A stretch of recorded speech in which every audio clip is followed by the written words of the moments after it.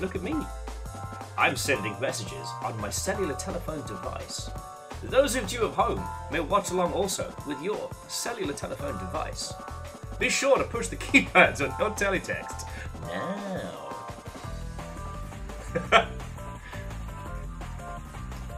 Oh shit, Shaunerus! Watto and welcome. Hello, hello. I should have been ready, and I wasn't.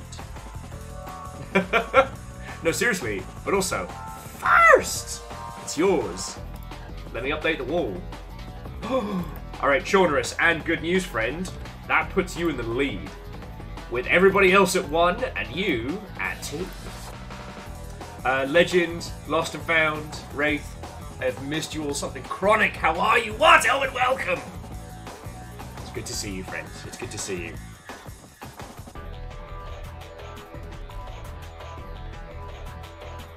I'm just doing some promotional video work. No, I'm just posting about the stream because today should be a really fucking good day, and I'm gonna do that. oh, I was away. So thank you for noticing. Catastrophe, how are you doing, friend?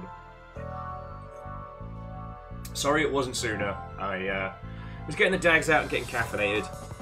They've started work on the retail space attached to our building, and so I could best describe this morning from 8 AM till about 11 as Drilldonia.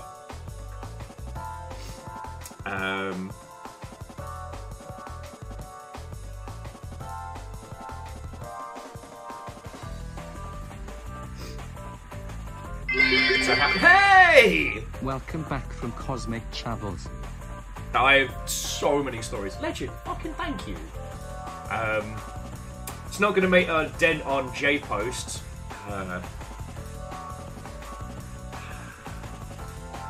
What was J-Post's moniker? The Forever Jarl Ussie or something terrible? Developing our own pantheon of characters.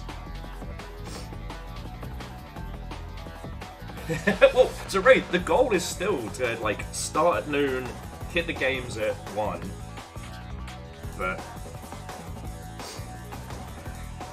Reactor online. hey! Weapons online. All systems nominal. Numbers, up. Welcome back. Hope you had enough rest. Business. Numbers. Is this working? Get negged. Fucking thank you. Just a casual 32 months. I have not rested at all, but I'm just excited to see you lot. So that and coffee is carrying me through. Dice Goddess, Watto and welcome.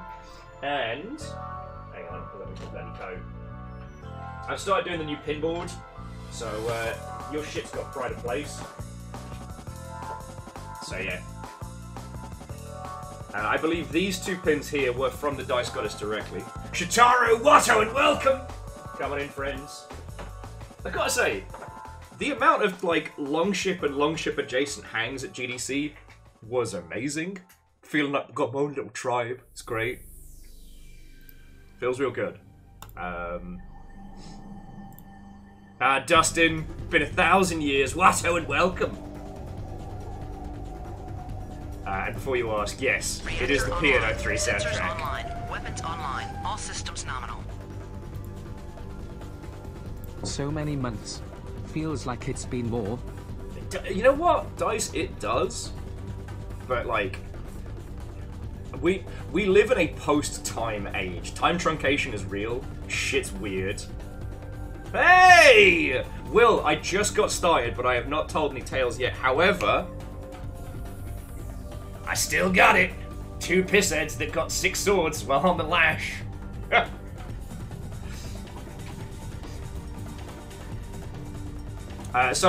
Goodbye World Will is a game dev friend. You might have met him, I think you all met him last year at the GDC of Thieves, but Will worked on Before Your Eyes, and we have stories.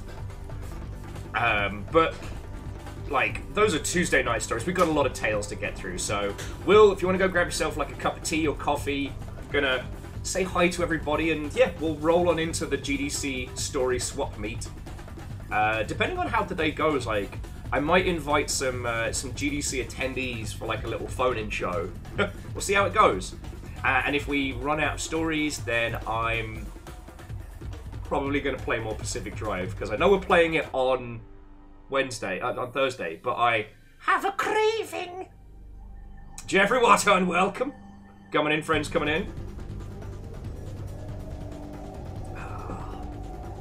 It's good to see you all. It's been fucking thousands of years. You know, I guess it wouldn't be a me if I didn't start with an apology. I do apologise that we didn't get a stream in Friday. I was just so beat. I was so beat. And with Fiona down at PAX as well, and like post GDC plus dogs, I was just drifting like a plastic bag on the wind. Raven, Watto, and welcome. Vanderbeest, good to see you. Household represent. Yeah, so Jeffrey, it is going to be story time, but just putting the word out.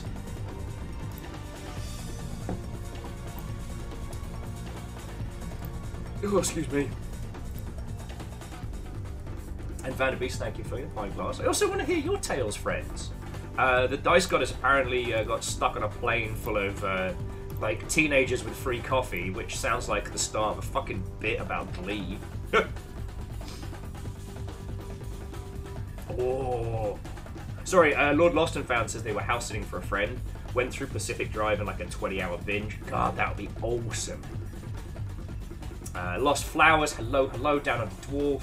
J-Post, Watto, and welcome.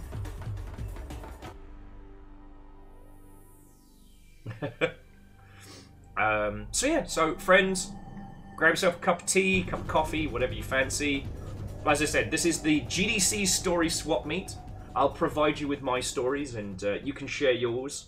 And also, okay, it's worth saying, like, I usually have a much better grasp of the vibe of a GDC, but mine was pretty hectic, in a good way, but it meant that, like,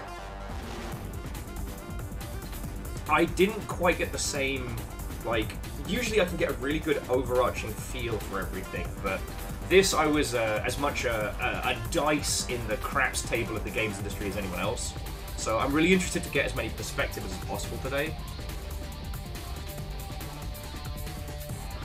I mean, okay, Will, yes, we were roomies, and yes, you did see me for about 5 minutes. However, you did provide me with a great reminder of why, when playing things like Dungeons & Dragons or board games of the ilk, language is important. When your friend says, what would you like to drink? And you go, gin. And that friend clarifies, like, are you sure? And you go, yes, gin. What they're clarifying is, are you saying you just want a small container of naught but gin? Still drank it though. Wasn't bad. Dustin, to answer your question, the GDC scream was as cathartic as it seemed. A lot of people have sore voices after. But we'll get to that. We will get to that. Friends, I got so many tales to tell you. Like, and I condensed the GDC's worth of chaos into 3 days, so I was moving at high speeds. Nick, happy launch day, Watto, and welcome. Hello, hello. I hope you are doing splendid, friend. Finally having a feckin' break. Hey! Sub time comes around this month.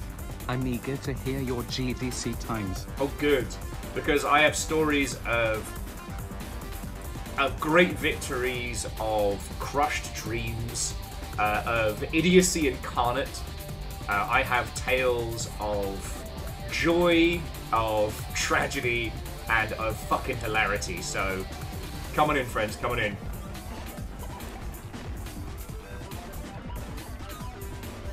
Well, so Nick, I've heard tale that there is such a thing as having a break. So, I've heard tale.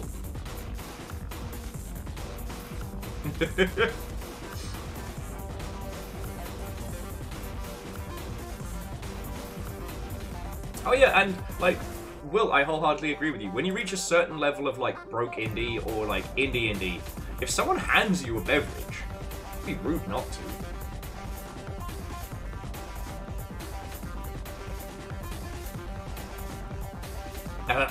Earthman Dave, not quite, but Larian definitely came out of it the heroes. Also, what the fuck did Wizards of the Coast do to sour that fucking deal? Well, okay, I think we can all guess is they fired the people that made Baldur's Gate 3 happen. And then Larian's like, nah, homies, we ain't paying.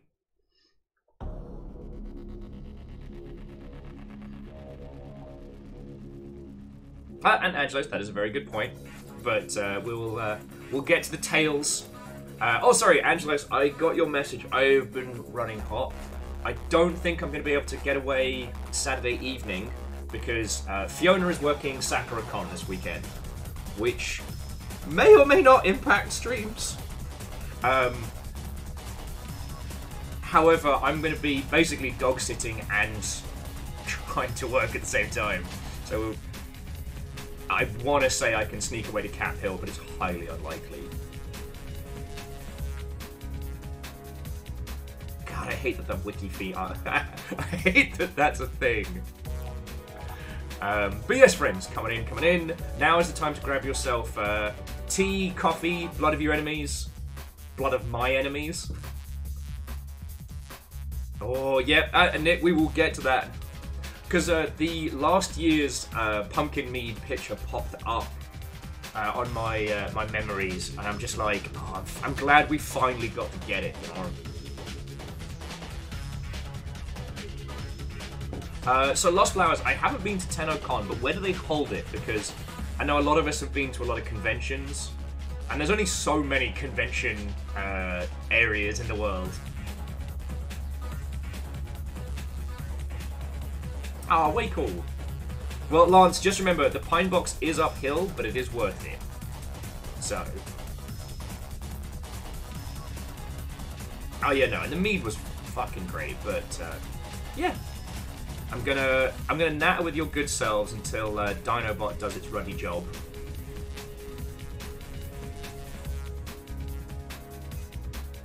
Okay. So Lost Flowers is saying that TennoCon is up in Ontario, Canada. Now, I've not been to any conventions in that area, but I know there's a few, so...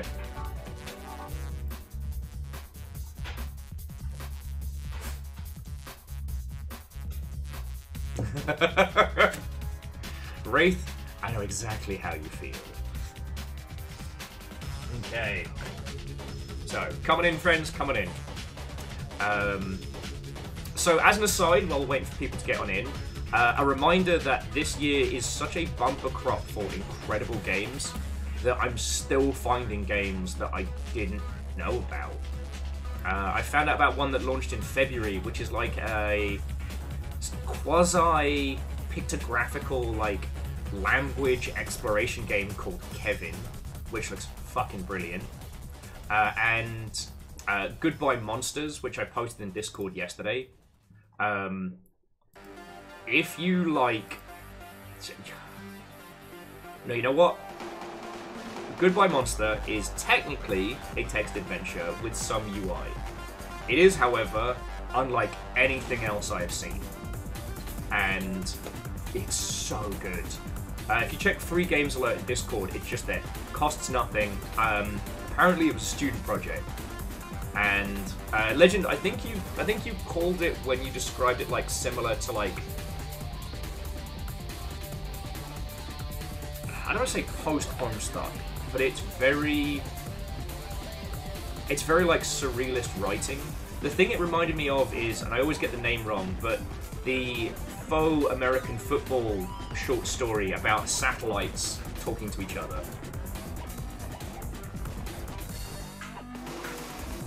Like, I've not played anything like Goodbye Monster, and that is a rarity. Also, it's completely browser-based as well, so jobs are fucking good. Like, go get your fix, friends. You deserve it. And yeah, like I said, even keeping as Hawkeye as I do on releases and titles, like, so much comes out. Like, what a fucking year. apparently, Balataro has definitely hit the industry like a half brick. There is already some Baratalo-esque, I wouldn't call them like, but I was introduced to, alright, worst name, but fascinating concept, Bingle Bingle. No, it is not a catchphrase from a shitey British children's TV presenter who ultimately got cancelled for diddling. It is a roulette roguelike. So, I'm just saying now, like, expect all facets of the casino to get roguelike.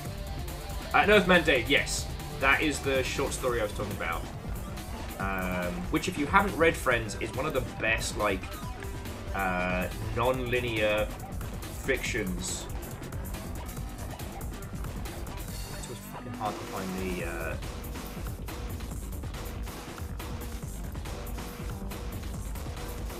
I think this is the link, but I'm not sure. Yeah, so friends, if you need just something to read that will... It's not horror, it's not fucked up, but there isn't anything else like it. I highly recommend this. Oh, and I did check the Humble Bundles. There's a bunch of EDF and some good chunky shooters. Nothing super leaped out to me. Unless you desperately want to play Oni-Chambara, which does have one of the most interesting, like, how to reload your sword mechanics. And Fearless Watto, and welcome! Hello, hello. We're just having a little natter and waiting for everybody to get in whilst Dinobot does its job. Gives me a chance to warm up.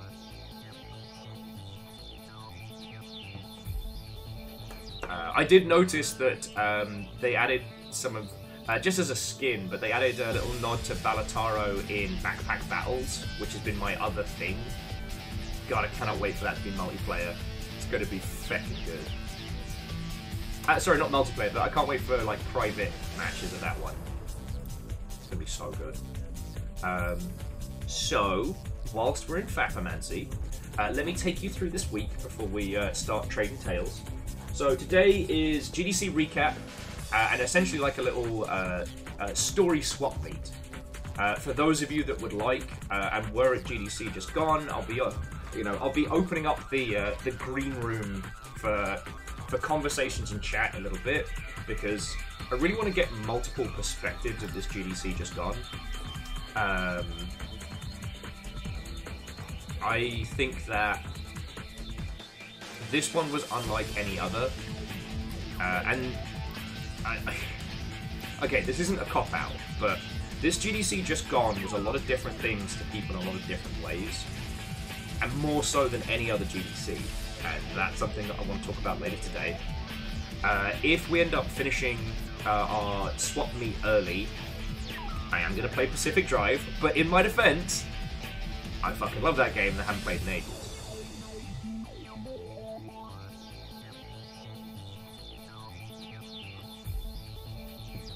So tomorrow is going to be Elden Ring, although I'm going to be trying and doing I'm going to try and do some graphics card swap out stuff tonight. So, fingers crossed, touch wood. Hopefully we can get smoothly through that. If not, expect phone streams and crying. But that means we'll be doing Elden Ring a lot tomorrow, and basically it's just going to be a fucking binge of Elden Ring. Like, I've missed that game and all. Then Thursday is going to be proper Pacific Drive. However, there was... however, that's the point at which Fiona's been working SacroCon, so I'm going to be juggling the Dags and you lot. So at the moment I'm trying to look into any like Twitch extension games y'all can play while I have to deal with the demon PP monster.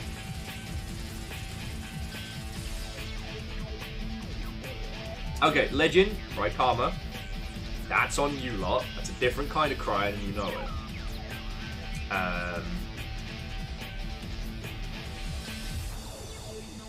Oh shit, yeah. Well, like I said, Nick, I don't want to put anybody on the spot, but I'm really hoping this can be a useful little setup. I'll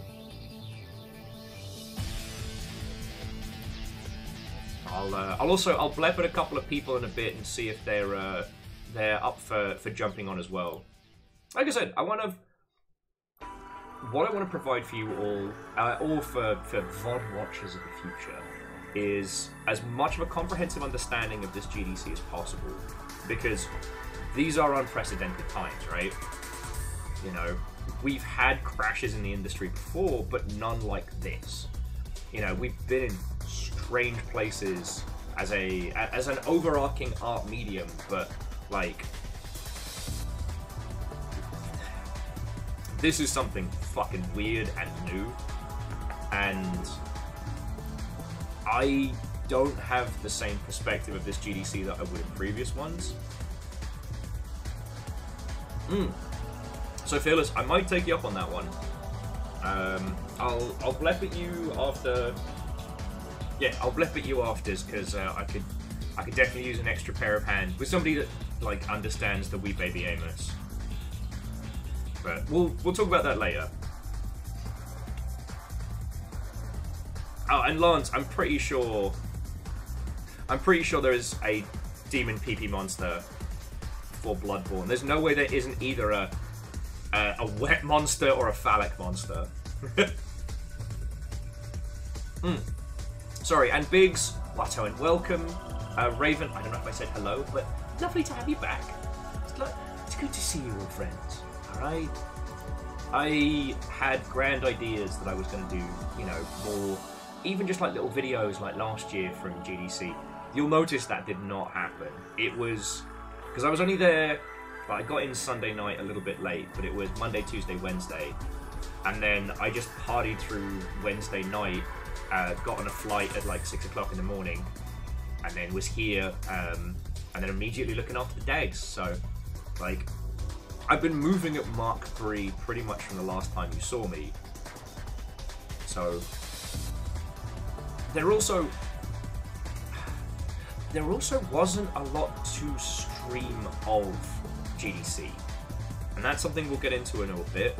So like last year, we were literally by Pacific Drive, talking to the devs and chatting, and Day of the Devs was at this GDC. They had an event on like the Sunday night, which sadly I didn't get to attend.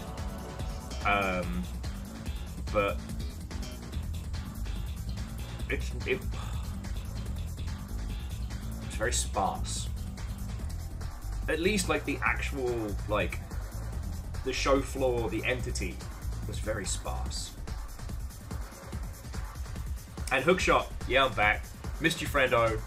I missed you. Wow, wow, wow. Don't tell me what to do. Sorry, I've also been watching a lot of Beard Puppy Cat. And Delicious in Dungeon. By the way, don't watch Delicious in Dungeon on a flight. Don't do it. Don't do what I did. Crawl up that flight craving foods that don't exist.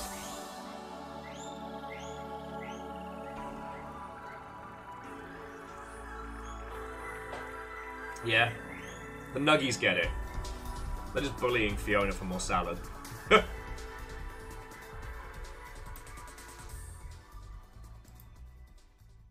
What sort of fictional foods? Like a lobster. A lobster the size of your feckin' torso, and that's just episode 1.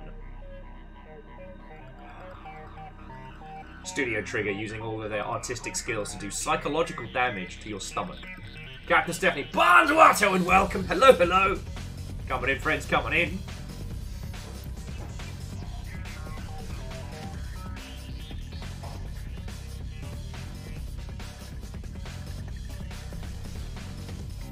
You know what, Catastros, I think that does count, yeah. I think that does count.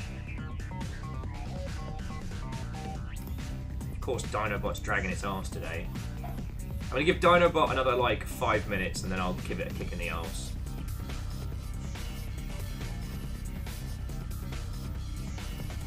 Trigger trying to outdo Cyberpunk. Yup. I mean, compared to Delicious in Dungeon, Cyberpunk's pretty tame.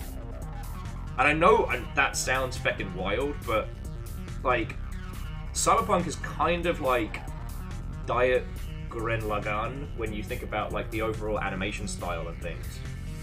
Delicious in Dungeon is, what if we did all of that and made the food so unbelievably delicious looking? Anyway, what's Delicious in Dungeon? It's fucking great. It's genuinely been inspiring from like a creative standpoint, because I'm a real sucker for the... I've called it like the top of the mountain game, but the idea where you give the user a very, very simple concept. Like, get to the top of the mountain, defeat Ganon, like, you know... Just the idea that you can start with something so simple, and you can then extrapolate on that concept. It's one of my favorite anime of all time is Power of Druga. Fucking love that. Yeah, you have to burn the rope. Shit like that. And I love that one because it's based on a very old arcade game, but the overall premise is, like, defeat Druga, get your one wish. And Delicious in Dungeon is kind of the same, but, like, physically inverted. The dungeon goes down. Not quite Made in Abyss levels of dark, but... I don't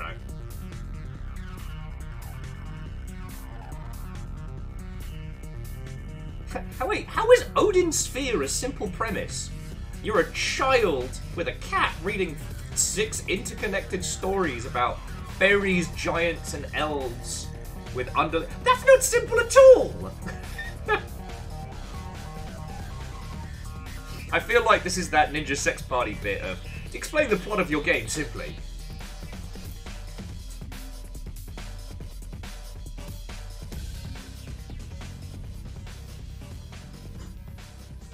Yeah. Will, you and I have talked about this one in the past. I don't know if it was on GDC of Thieves or just while we're drunk, but, like, yeah. Also, you know, talking with Damien is always inspiring whenever it comes to any concepts of, like, dealing with dungeon crawling from a non-standard standpoint. Also, interestingly, there may be some value in us looking at the Made in Abyss game. As I was talking to Damien about this, and I saw the reviews across the board were pretty negative, and I was like, it's probably just a very low-budget anime cash-in. Turns out, a lot of the negative reviews are due to the fact that it implements a system very similar to the anime, where if you try and sprint back up on the return journey, your character just ends up getting fucked up. You have to actually slowly push through the veil, and that's counterintuitive to users. So, and Sean, what and welcome. Well, like I said, I'm going to give Dinobot a kick in the non-denominationals in just a second. Also to the Fire Song Bard, lovely to see you. Hello, hello. Then, yeah. I'll tell you my GDC stories, and then for those of you that also attended, we're gonna open up the phone-in line, so you all can come on in and, you know, share some stories.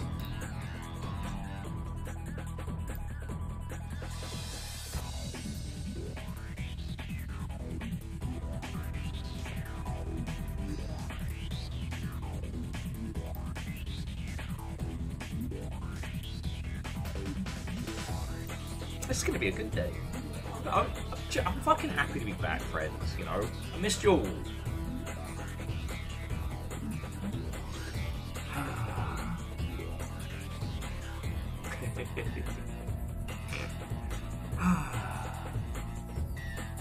Now, Hookshot, how many game ideas did you get funded? You know what? I'm not even going to snark. Like I said, I'll tell you the tales in a second, but in terms of getting funding, it's not looking good out there this year. And Sean, I don't appear to have the bad log. However, like, with Fiona just getting back from PAX, and the fact that I haven't stopped moving, I haven't really given my body a chance to acknowledge the fact that it may be sick and or dead. I might have medically died several days ago. I don't know. I chain drank like 5 vodka Red Bulls at the GGP rave, so at some point I will I'll put those videos out. They're not as embarrassing as you'd hope, but And sadly, there's no evidence of this, but I did dance butt to butt with a good friend to Taylor Swift's Shake It Off at like 1 o'clock in the morning, so I had a good time.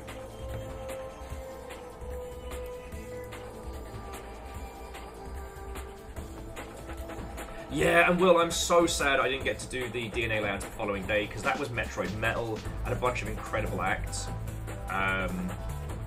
Just real life keeps fucking up my plans.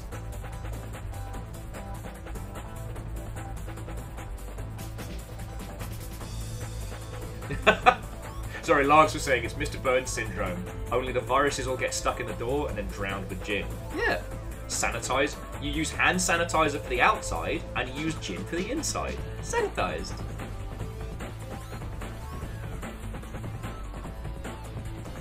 And Phyllis, that's not bad. I'm just amazed that like there was a Midway reunion at the dive bar. I didn't know anyone from. Well, I don't think I know anybody that worked at Midway back in the day. But I can have enough to bust on in.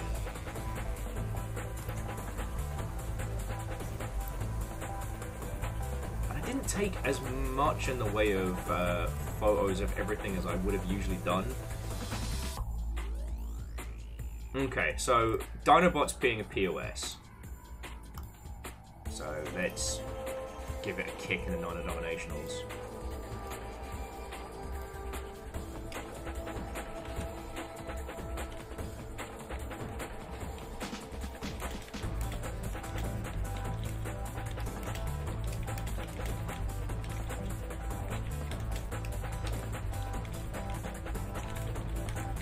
Sorry, give the tippity tappity mixed up happily.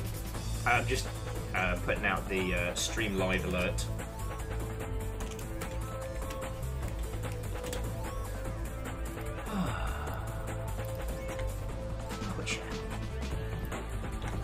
Me being unprepared. Nope, that's... Wait a second. That's not my link. Second. That's a link to the fucking story I just shared with you. Okay. Boosh.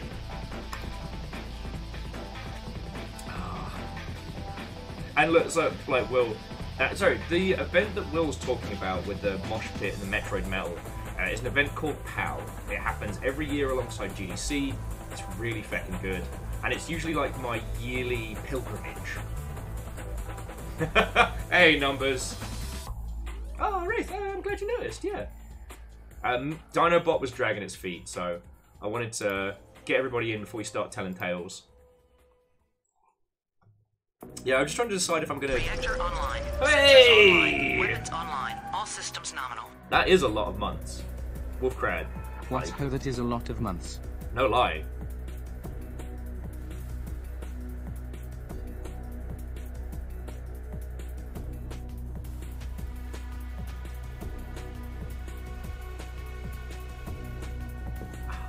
No, seriously, Wolfcrad, and all of you, fucking thank you. Like... Oh yeah, no, Nick, J-Post basically just fucking nuked the Yaldum from orbit. Like... J-Post basically pulled an Exterminatus.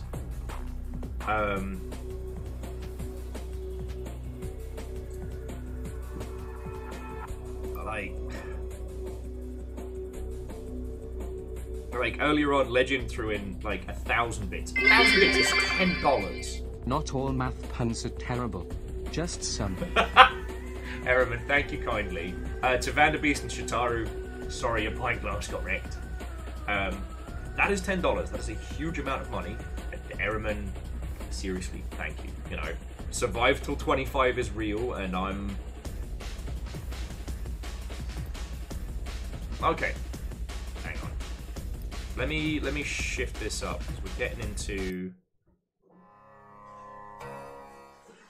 Yeah, okay. Let me shift up the soundtrack, because we're getting into... No, that's the one with the Discord ping.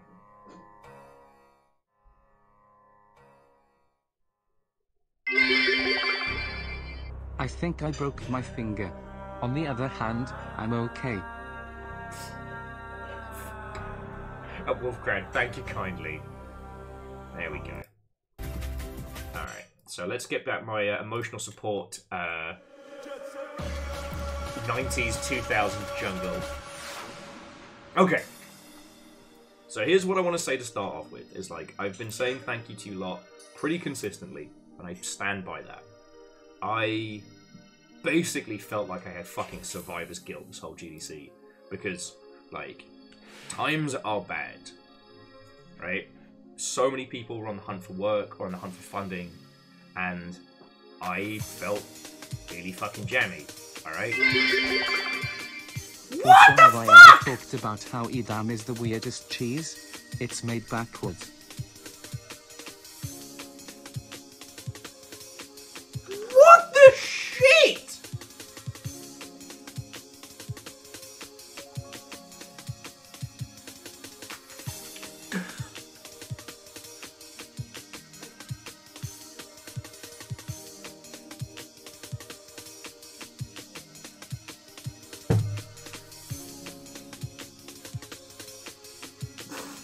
Midway through saying, like, you know, wouldn't be able to, couldn't, but...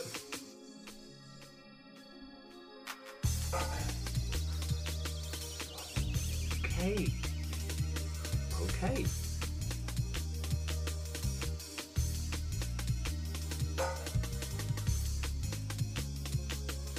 I am trying to maintain something that resembles feckin' sense. Reactor online. Sensors online. Weapons online. All systems nominal. Will .exe has stopped responding. Would you like to end the process? Yeah, no shit! No, sorry, apologies for screaming your ears, friends, and cussing. Airman! Holy fuck. Thank you. Thank you. Holy shit, thank you.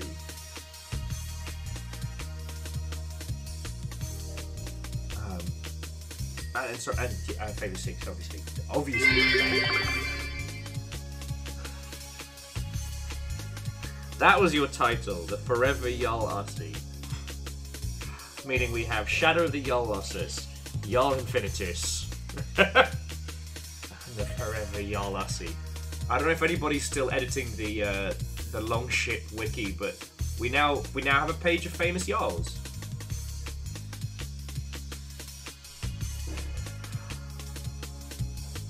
Reactor online. Sensors Hey! online. Weapons online. All systems nominal. Hello. Fun news on my end is that I recently celebrated being a writer for 10 years. Fucking yo, congratulations, friend, and oh, thank you for 51 months. I'm just kind of processing that, Airman. Reactor online. Sensors online. Weapons online. All systems nominal. That's your takeaway? You feel you wasted the pun? What the shit?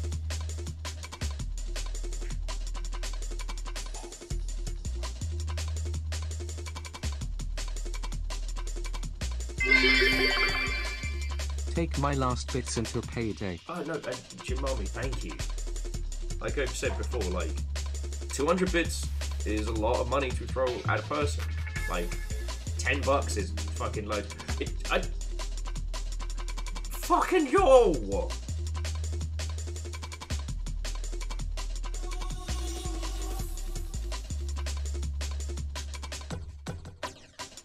Teal and red bit fighting in a pint glass. Reactor online. Sensors online. Weapons online. All systems nominal.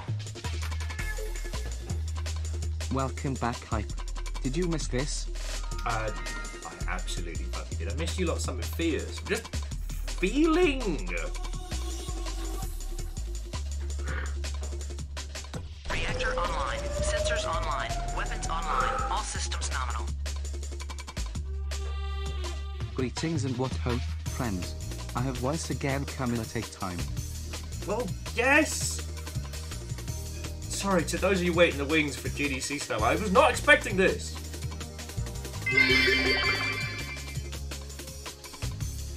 Yes! Absolutely train time! Look. That's a good point, I didn't expect it. But in a weird way, it highlights my fucking point, which is like, you lot are incredibly kind to us. In a year where shit sucks. Uni 1, Uni 10. I really did feel a sense of like survivor's guilt at this GDC, and I am very, very grateful that I'm still able to be a part of that space, that I'm able to be there. I'm gonna try and do more to help like indie teams as best I can. You've had bits, but have you had kibbles?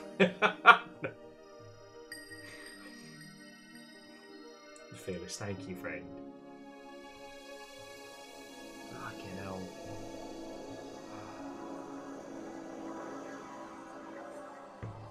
And Harmonious, well, I'll do my best to get to the stories. I'm just feeling shit right now, which is a lot. Have some bits.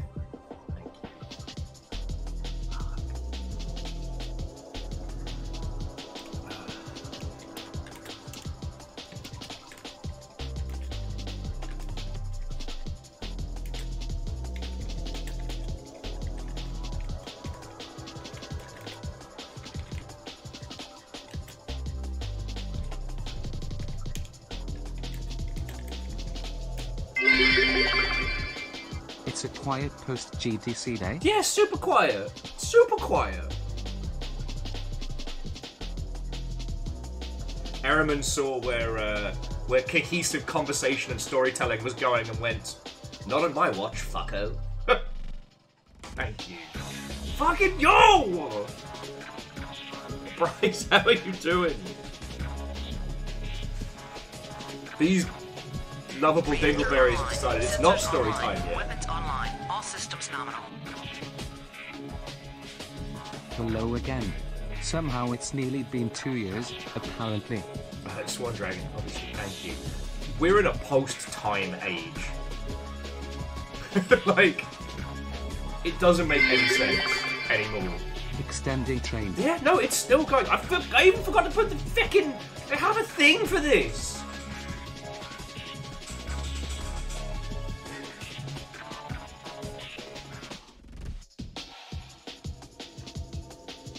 Fucking yo.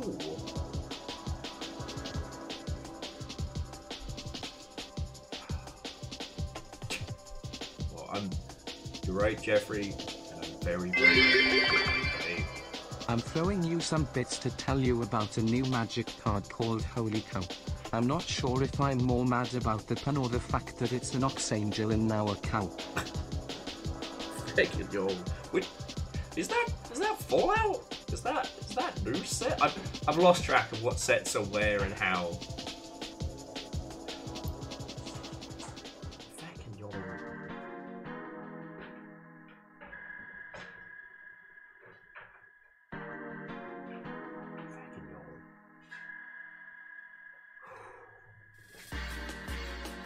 Fucking yo. Try and compose myself as quick as I can for story time. I promised you all GDC tales, and now it's just me just crumpling into myself. Back and go!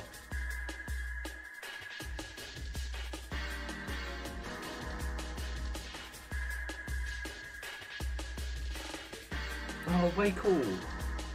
But wait, Swan Dragon, did you get your secret pin?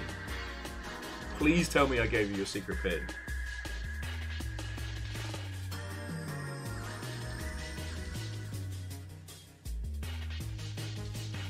Oh, I call it the coffee is excellent.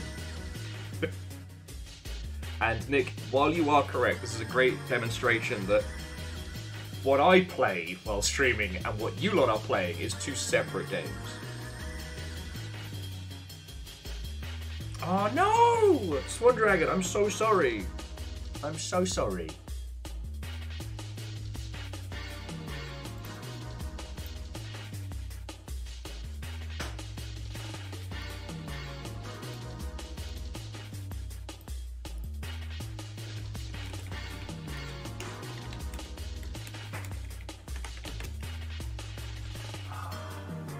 Yeah, no.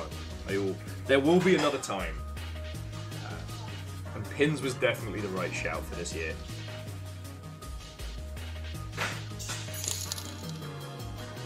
Also, since I have some resources to throw around right now.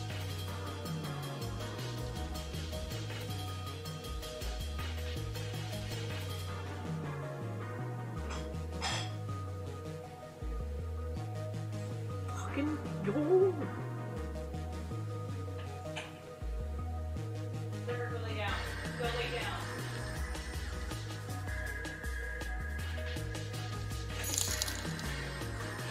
This post GDC round is on me. Go lay down. I don't know what to say. Go lay down.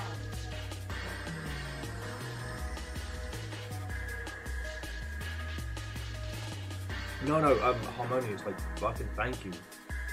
That's a massive help. And Lancing everybody. Fucking Joel.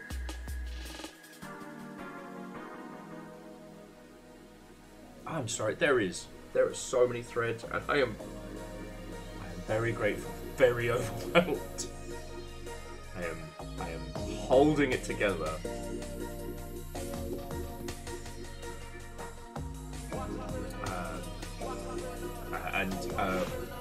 Wolfcrowd, I believe it is River that is bugging Fiona at the moment. Well, I am definitely of whelmed variety. And you managed to unseat the red bit as well, which is no small feat. Fucking hell. It was just as I started talking about, like... oh, okay.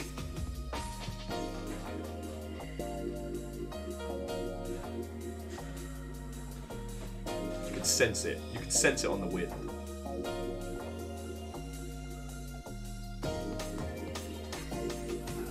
Seriously,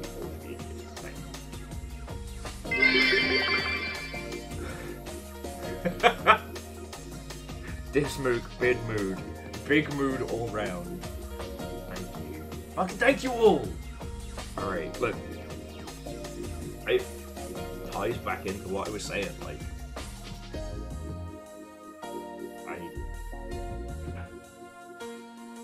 I'm fully aware of how fucking lucky I am. Alright?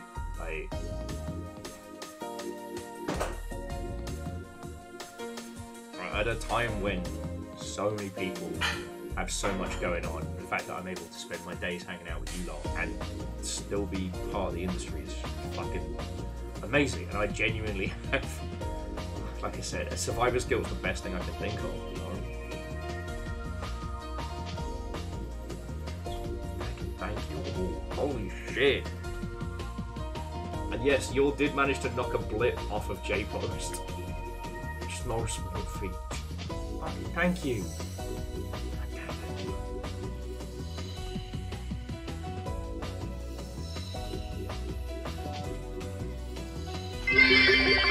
Oh, fucking draw! sharing my spoils from Delta booting me from my flight.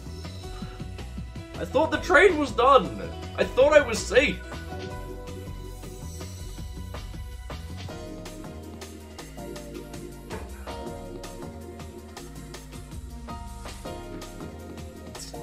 Never safe, baby.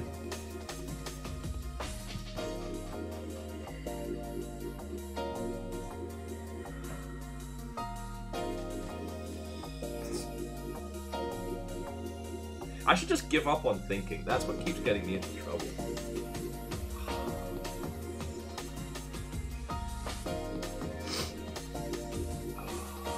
Okay. Fucking yo!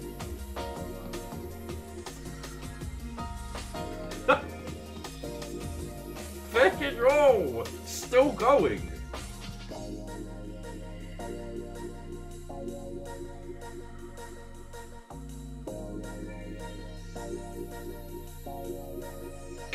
Ghost train. It's inspired by the most fucked up episode of Thomas the Tank Engine ever.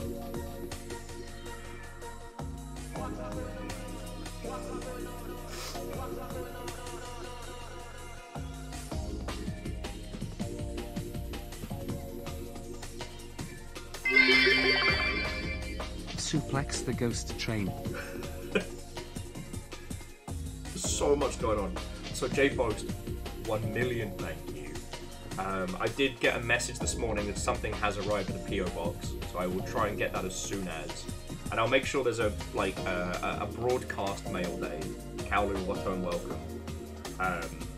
Numbers, obviously, thank you. But I mean, fucking thank you all. Like Scarred and all of you. But it just...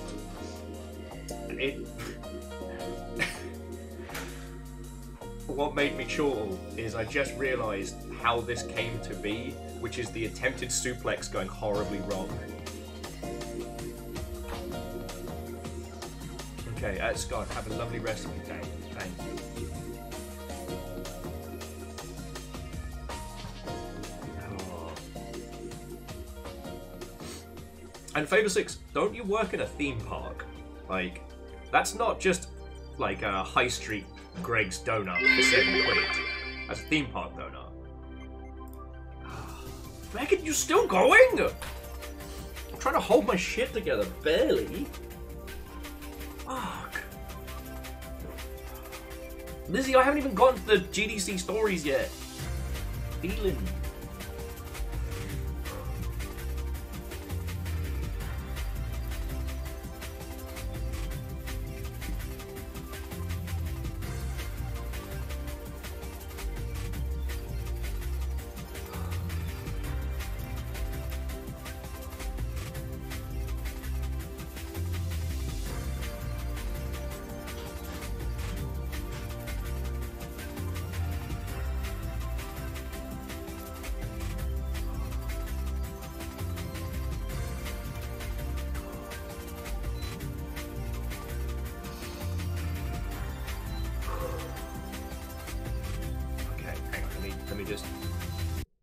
This for a second. So yeah, I'm going to be getting into GDC stories and I'm going to try and hold my composure together as best I can. But just really is important that you lot know, like, I am acutely aware of the incredibly privileged position I'm in right now, right? I absolutely fucking love streaming and I'm still getting to do that. And I am so lucky that I'm, you know, able to work and help as many teams as I am, and one of those is a team that has funding. Like, they are able to pay for my time. Like, I saw somebody asking, like, how did you afford to go to GDC? I afforded to go to GDC because, you know, I was there to, you know, I was there on the cosmic crowbar dime, you know, and if it hadn't been for that, I probably wouldn't have been able to attend, you know. I stayed with friends. Like, I live very cheaply, as you well know, but I wouldn't have been able to cover, like, flights and stuff and things like that. I am just fucking acutely aware of how lucky I am. So that's why this shit hits me like a ton of bricks. And at a time when I'm seeing people who are vastly more talented and, like, absolute fucking experts in their field, and they're on worse straits than us. And I know that's not how it works, but you can't help but feel it, right? So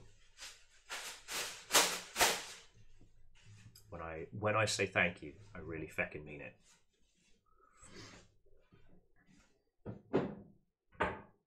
I try, Raven. I try.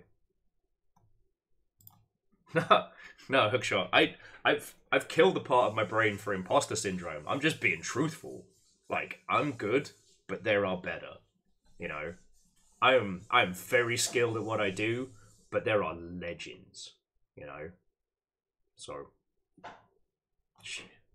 I'm saying thank you, Ehrman. That was a ridiculous amount of bits, and all of you, like, just thank you so much.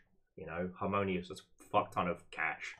And we'll use that for buying food for the guinea pigs and the dogs and keeping us up. Excuse me, keeping us alive. So, thank you. Okay. So,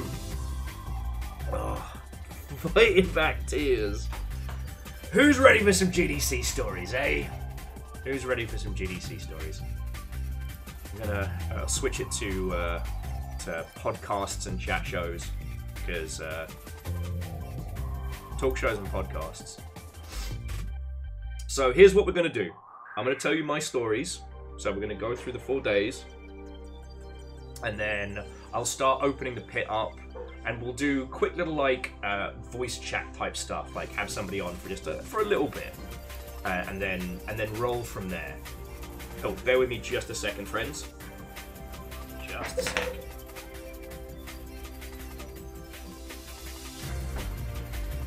Okie dokie.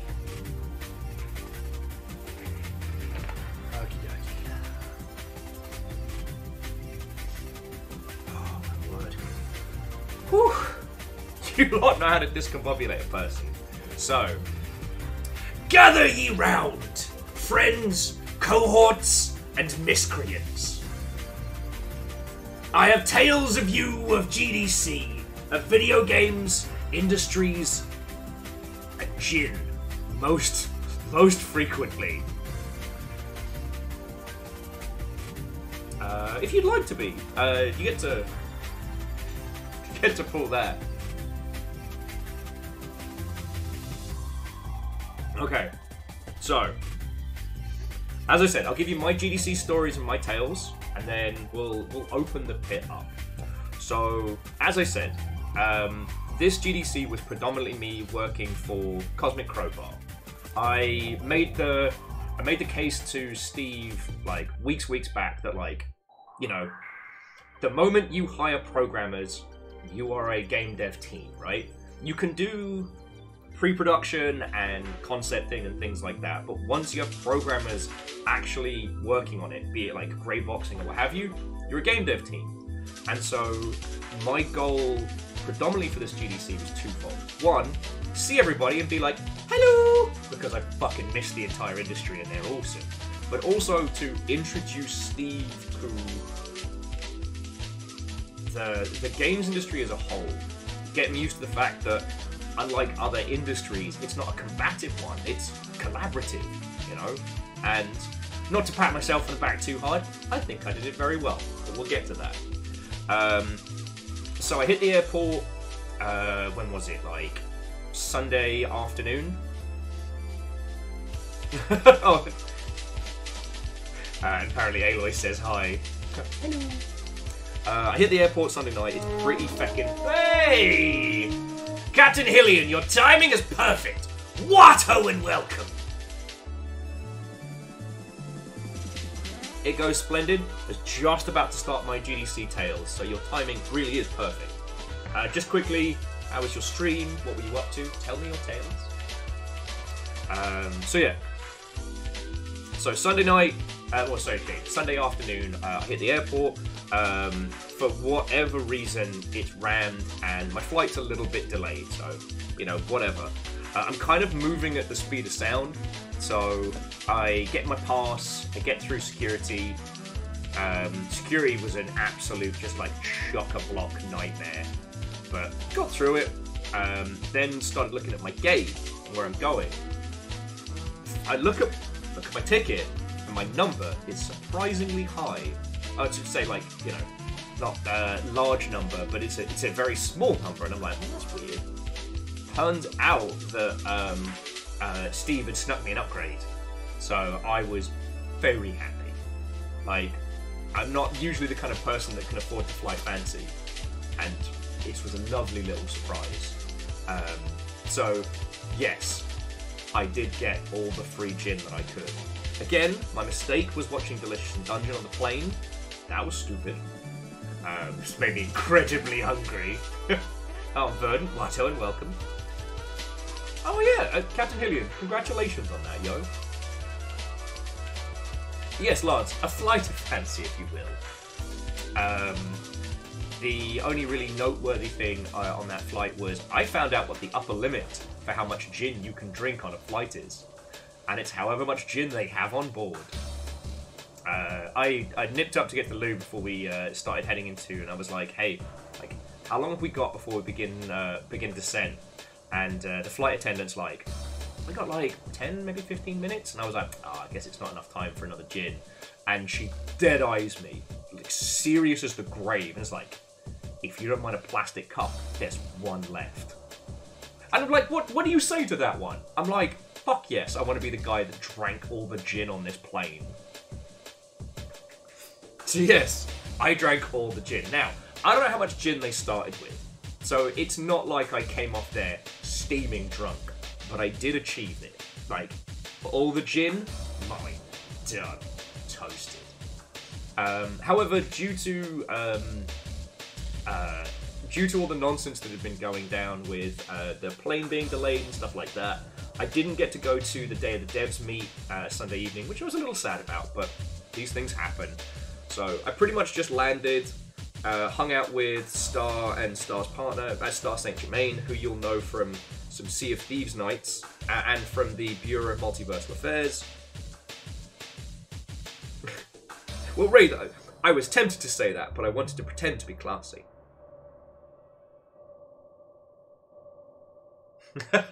And Nick, you make a good point. I just created a rogue data point on terms of them tracking how much gin is required. If they do it algorithmically, the next bunch of Delta flights are going to be rammed full of tiny gin bottles. Like, I poisoned that data well.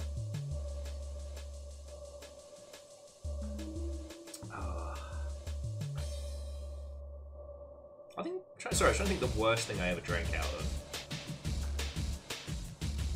I know the weirdest thing I drank out of was a prosthetic limb. That was a night.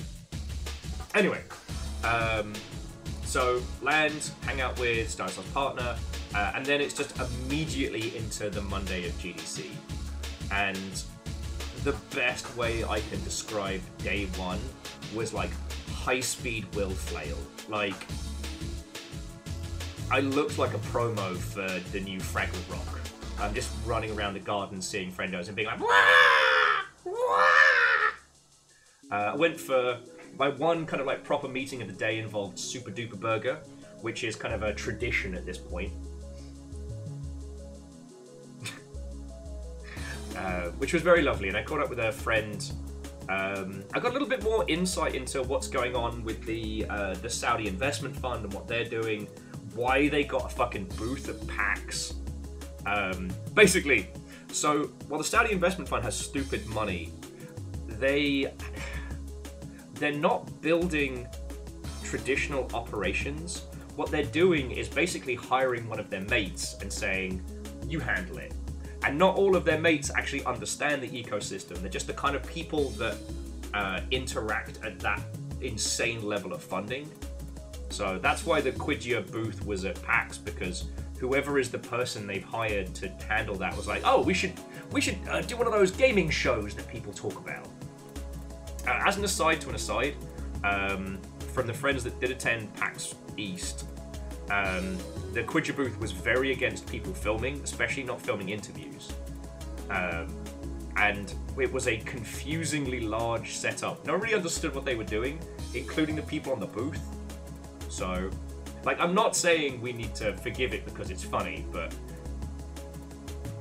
as it currently stands, like, outside of Savvy Game Group, the Saudi investment fund does not know its arse from its elbow, which is good. Well, Solans, it seems it was there because whoever it is that's the Quidia point of contact in the gaming world just went, oh, well, you know, we're going to have a games district, so we should be at a game show. Not thinking through any of the target audience or any of that nonsense.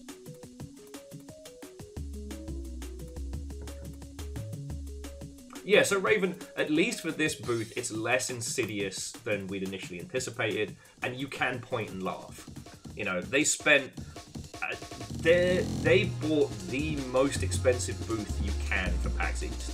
Anyway, so that was my super duper burger meet catching up with like, you know, friendos, and friendos that understand the investment side of stuff, which is real cool. Then most of the...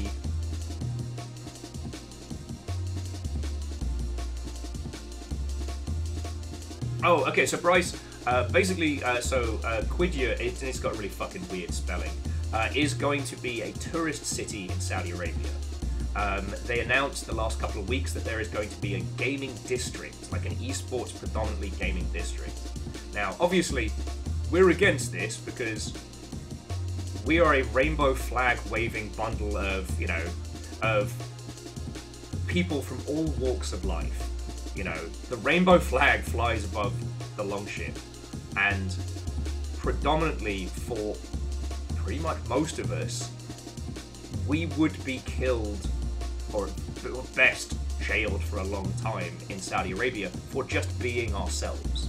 Like, you know, it's bad. And something that the Saudi Investment Fund has done in other spaces has been referred to as sports washing, where they sponsor sports teams to try and change the public perception of them and their cash. So yeah, however, it's just worth noting that while this Qiddiya city is being funded by the Saudi Investment Fund, it is not the same as Saudi Games Group, which is the games investment side of the Saudi money. So, yeah. What I will say is that from what I saw at GDC, the money people were hiding, so I have no sense of whether or not the Saudi Gaming Group is making a big push, and we won't know for a while. A friend put it very well that, you know, when it comes to investment, you don't tell people about the secret sauce because then next year you don't get the recipe, and this year the secret sauce was incredibly guarded. But anyway, so jumping back. It's still Monday of GDC, and I am just high-speed Muppet mode. I'm seeing friends, I'm having a good time, this is all fucking awesome. There's a ton of photos that I can take you through, but again, it's just taking selfies with friends, because there's this thing where if I take a selfie with a friendo, I'm guaranteed to see them at least once more at GDC. If I don't, I won't see them for the rest of the show, and I will be sad about that. So I take dorky selfies with everybody where I can.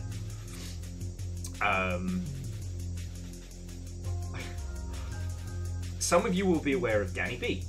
Danny B is an incredible musician, and I consider him a very good friend. I don't know if he considers me a friend or an orbiting idiot. Both are valid. But I see Danny, I make the usual Danny! Battle cry, and then again, Fraggle flail over to Danny. Start talking to Danny, and then my brain short circuits. Now, you probably saw the picture on Discord, but it turns out Danny was talking with one H Bomber guy. And I had one of the rare brain resets. Made a complete tit of myself. Complete tit of myself. But, like, in my defense, I said I saw Danny. Oh yeah, no, Vernvote, Danny was in Roundabout. Danny's done so many incredible soundtracks throughout the years. I'm really hoping Danny gets back to doing more live concerts, because I missed his debut live from the Crypto Necrodancer live, so I'm hoping there's more. So yeah, I attempted some conversation with one H the Bomber guy. It kind of fizzled, you know, it was just the ambient awkward plus my problem with people coming to talk to me at the same time as I was trying to talk. It was a disaster. But you win some, you lose some, right? It was quite funny that by the end of GDC, loads of people had their, and here's how I was awkward in front of H Bomber guy. The only side to that one is I did manage to one coherent sentence of being like, oh, so why are you at GDC? And he was like, man, everyone keeps asking me that. It's like, people are worried. To which I responded with, only the guilty are worried. Oh. But, oh, and Chef, Watto, and welcome, GDC Stories. And yeah, so it was just like high speed seeing everybody and hanging out. It was so good. Oh, Nick saying he was enjoying the results of Control deleting Tommy Tallarico. Look, we've said this on the Sea of Thieves, we'll say it again, like,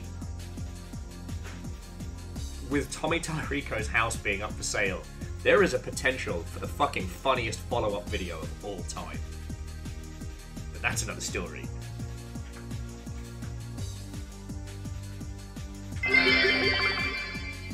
2 antique dealers were arrested for vandalizing of each other's property. The cops wrote down that they were charged with touching each other's junk. Very droll, very droll. Thank you for the 500, friend. How are you doing? Wato and welcome. Hello, hello. Oh, Will was saying, in a pinch, it's honestly not overpriced for an LA house.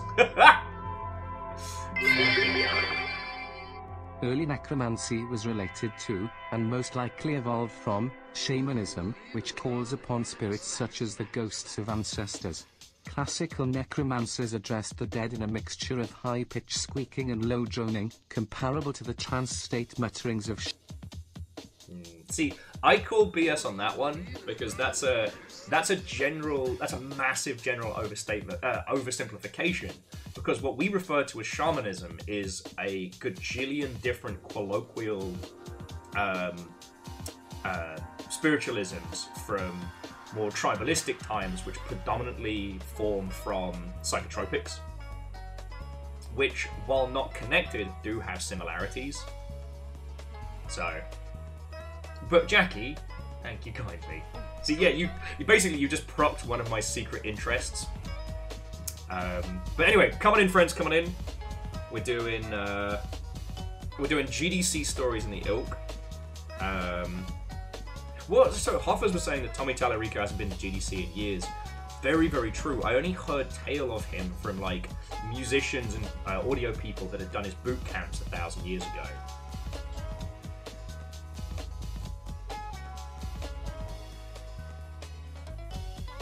And Will, like, riffing off of that one, the shamanistic, like, communing with the spirits, calling of the dead, is very, very different than, like, ancient Egyptian, which, death was a part of the cycle. So it's not necromancy, it is the back and forth of death as part of, day-to-day life. Including tomb parties, which I only found out about recently, that apparently some of the larger areas inside the bigger pyramids and tombs were where the families would come and just get fucking shithoused as a party in celebration. And, like, basically you go and party with your dead ancestors. So, you activated my trap card! Anyway, okay, jumping back. Lance, I didn't get to play competitive Waffle. Will, you should be fine to put links to your own stuff. Yeah, you're all good. So basically, Will wanted to just point you towards their Tomb Party, which is an Irish Iron Age funeral party TTRPG. The irony that we ended up drinking in an Irish bar due to the fates isn't lost on me, but we'll get to that. Okay. So story time! I did win the GDC Beans Hunt. Once again, it was the only thing that got me stuck at the TSA, and just having to...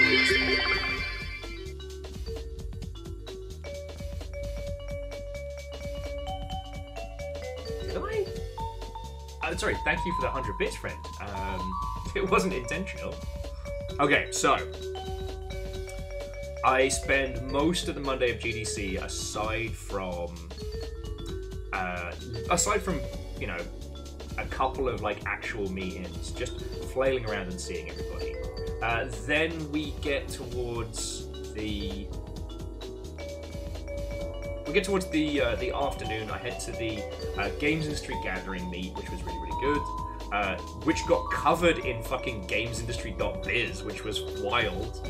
I got drunk that night because I knew I was going to have to be sensible on Wednesday. That was my big, like, I must do a work thing. So I was like, if I'm gonna get loopy, it's gonna be that evening. And for the gig party, we were all given tickets that we could use either for food or for bevies. Like, each ticket $2 kind of place, because the place where it was held, we had our little, like, private area, but around it is all, like, food trucks and, and a bevy tent as well. So what ended up happening was that there was an excessive amount of tickets towards the end, and they had a white white wine watermelon sangria that was potent and god tier. So yeah, we lived. And so Chef, we'll get to that at the moment, but there actually was something I wanted to touch on very, very briefly. Because I did actually get to chat with some of the people from Sweet Baby on Tuesday night. I'm kind of mixing up my timelines a little. Like, right now, Twitter and Twitter responses need to be regarded as essentially worthless. Twitter is now an unmoderated Reddit, you know? Because I saw people being mad at the GDC scream.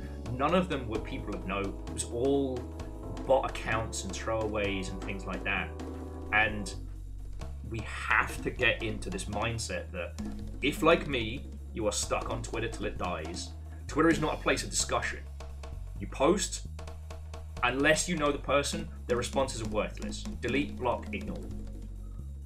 Because it's so funny. So funny. Someone described the GDC scream as, oh look, it's the yellow paint brigade. What does it even fucking mean? But that's the thing. It's just... it's very important as we move forward, whilst social media is in this transitory phase, that we have to treat engagement on these platforms as mostly worthless. You know, we'll come back to that one, but yeah.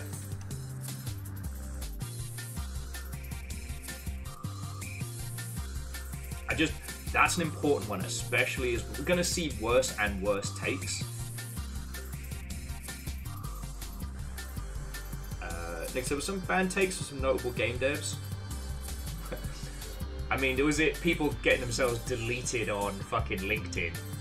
I was saying at this GDC, like, I'm never deleting my LinkedIn because that's where the new, like, protagonist of the day is. No, and Lance, don't mistake the rage farms for, like, the current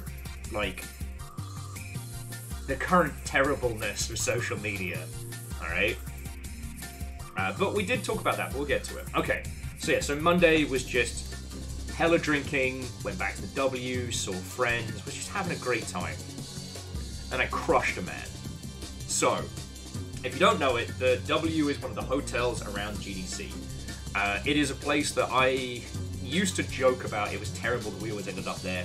Now it's kind of like a weirdly comforting, strange spot.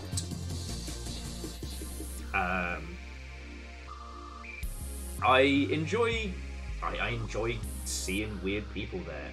However, what I did was destroy the man. So, I was with Dylan, the gentleman from Peggle, and some other friendos, and we're just drinking gin and having a good time. They get into some conversation, and from out of nowhere, behind a pillar, this guy fucking pops up. Goddamn gremlin. And he immediately launches into, like, biz devery. It's also worth saying that for me, especially early on Monday, I had a lot of green beans who were, like, pitching their game to me as if I was going to give them funding. There's a lot of very hungry, very inexperienced individuals doing the rounds. And I really, with all my heart, I hope they found what they were looking for. But there was a couple of times where I was like, oh, homie, no. Like, this isn't the person that's going to give you 2 mil. Wish I could. I'd love that. But, like, nah. Anyway, jumping back. So, it's Monday night. I am drunk. And I'm in the W. This gremlin pops out from nowhere and is like, hi, my name is so-and-so. I don't even get a chance to intro. My involvement in this interaction is purely fucking, is purely ornamental. Alright? So, he launches into this, I'm working on this thing, it's this AI generation tool, it'll make your world, it'll make your assets, it'll do, like, your story stuff, and the guy's looking at me, and for as much as I talk a good game about starting fights, I don't really like fighting with people. Like, I kind of have an on and off switch. Oh yeah, no. I think it was Nick yourself is referring to it as push button make thing in the generative AI space, which means it's snake oil. But God, this guy is selling me hard. He hasn't even like asked me who I am or what's going on. And the only thing I could think of was the creepy guys hitting on you at the bar defense, which is where you look over your shoulder and go, "Sorry, what? Oh shit, sorry, I gotta go talk to my friends. It was lovely meeting you." Don't give them a chance to say anything, and you just leave, right? So I settle over to these two people, and I'm like, "Hey, do you mind if I just talk to you both for like, 5 or 10 minutes? Because like, I just need to get away from that bloke." And there's a lass and a bloke. I'm like, "Yeah, sure." I was like, "What was going on?" I'm like, "Oh God, this fucking guy is just pitching me on this bullshit like snake oil generative AI wankery. Like, one of those ones that's just an absolutely useless like middleware type pile of shite. And honestly, if I stay here, like if I stay in that conversation, I'm gonna call him a C word to his fucking face, and I don't want to do that." And the lass is kind of like nodding along with me. The guy fucking crumples. Like he had like a little release valve here and just went. Because I was very honest. Drunk honest Will. They were wearing matching shirts. I just crushed him. I assume that was what they were fucking selling. Well, no, I told this to his face, because what happened is I've obviously gone from one AI salesperson to two others, and I'm just full-on, no filter, sangria shithoused Will. So fucking funny. Anyway, as drunk as I was, I realised, so before the guy got any more destroyed, I was like, okay, anyway, but thank you for the cover. I'm just going to go say hi to some people. And then just went round to the other side of the bar and started a different conversation. I mean, yes, they deserved it, but like, I was like I was smurfing. Like, I came into a conversation with power level 9000 and they were not ready for it. Do I feel bad about it? Nope. Like, dude wouldn't have crumpled in on himself if he didn't have something worth destroying, Oh, sorry, something that needed destroying. Yeah, I basically just smurfed as an investor and destroyed a life. It's fine. It's fine. Now, I didn't get as many of the AI bollocks pitches as some people, but one of the other things that happened either Monday or Tuesday was there was supposed to be like a publisher meet and match. Like a publisher meet and free boba event in the park, which was wildly oversubscribed. They ran out of bubble tea within about 4 minutes, and the whole, like I should say, half of the green was packed. I don't remember if that was Monday or Tuesday because time is a fucking blur, but.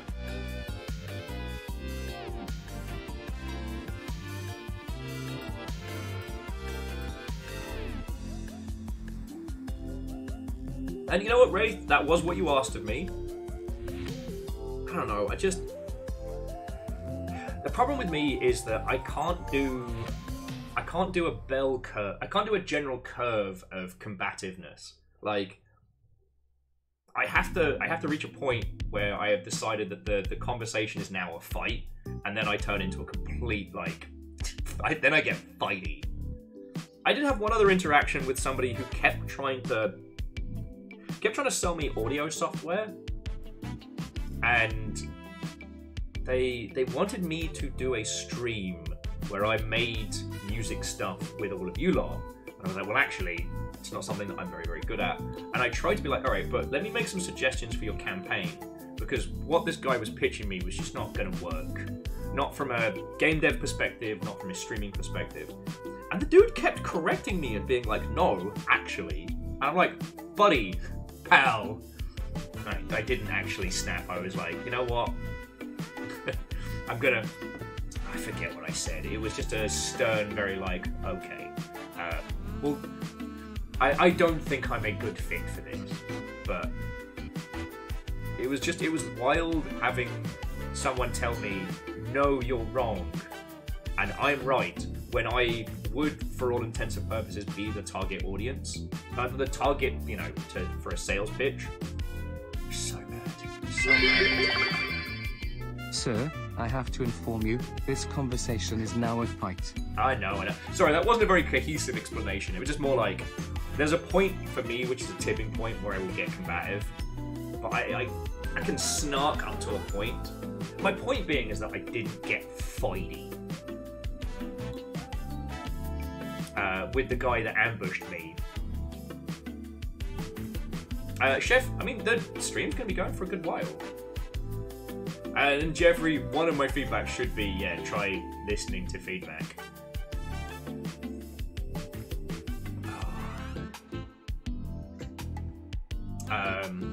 Okay, so as I said, Monday ended up in my favourite little dive bar in the area, which is the Tempest, which was real good. Though park programs wouldn't go with me to Denny's for night food. Shenanigans. Yeah, Favor 6, that's not cool, friend. Like, it's alright, but it's not cool. Anyway. So Tuesday, had some meetings, was helping some indie peeps, which I'm happy I'm able to do. Like, I'm trying to remember what like the rest of my Tuesday was aside from that. It was just running around and seeing people. Now, what ended up happening was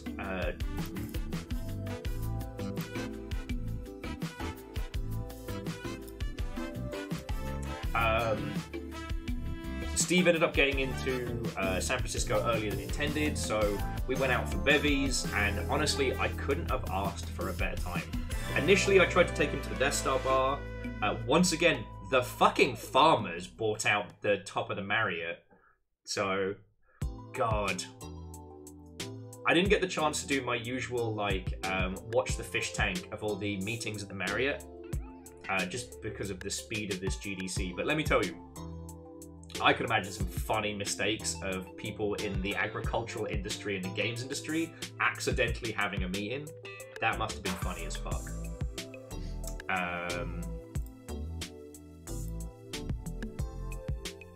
So failing that, we did go to the W because dude needed food. I wanted to take him somewhere where there was likely to be other game devs. And honestly, like, the fucking serendipity, because Goodbye World Will, who's currently chilling in chat, one of the peeps from Blazeball and one of the individuals who's been working with Sweet Baby and some friendos came on by.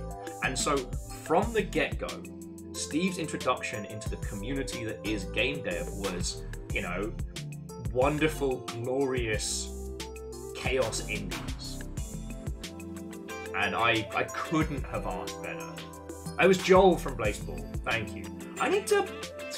Will, I might ask if you don't mind, like, introing, because there's another person we need to steal for a night of rampant piracy at some point.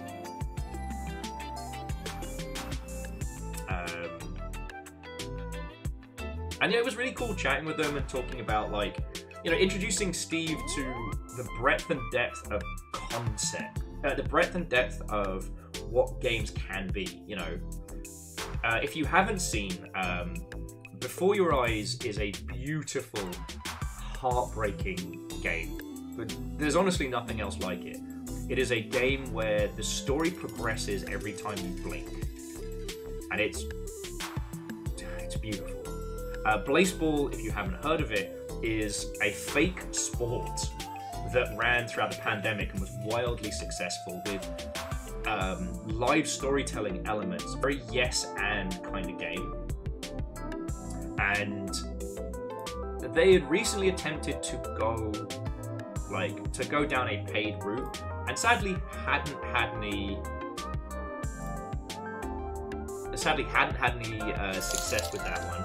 Yo! What is this? Our beloved captain will overguard insufficient. I'm trying to do story time! Donations. Can't be throwing My this large at me! donation shall put a stop to this. Dustin, fucking thank you. On the subject of generosity, so friends, If you haven't had the chance to play Before Your Eyes, Goodbye World Will is saying, if you DM them for codes for Before Your Eyes, they're more than happy to send one. Dustin, holy shit! Fuck.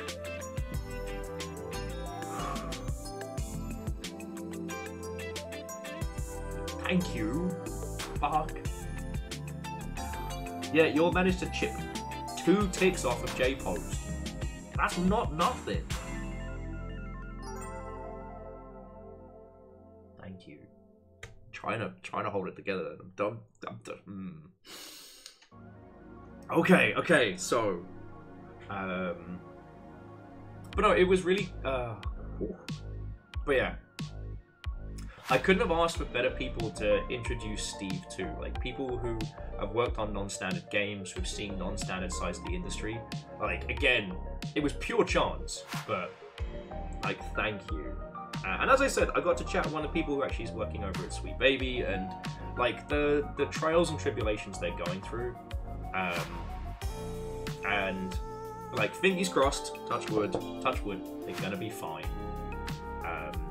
For a few of them, it's their first time through the meat grinder, like, and, you know, if you haven't had hundreds of people telling you to die of ass cancer, have you really been in game dev? No, it's a hard one, you know, but fingers crossed, they'll be fine. What was interesting is some of their senior people have gone through the ringer before, and it's more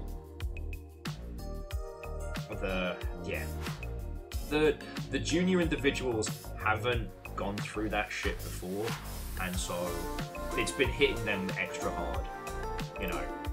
But the team is aware of what these kind of like harassment campaigns look like, and it does look like this one's gonna fucking burn itself out, because, you know, yeah, and that's cool.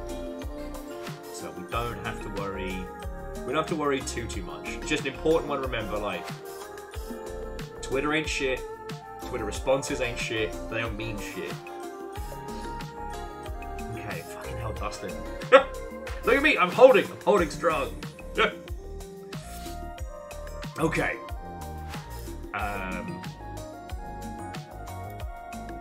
Oh yeah, so that was most of my Tuesday night. Like, I talked to Steve about, you know, how games get structured, when you need to, like, potentially bring in like a producer and things like that. And Steve talked a lot about their, you know, their intent and what they want to do with Cosmic Crowbar, and it was fucking great conversation, you know.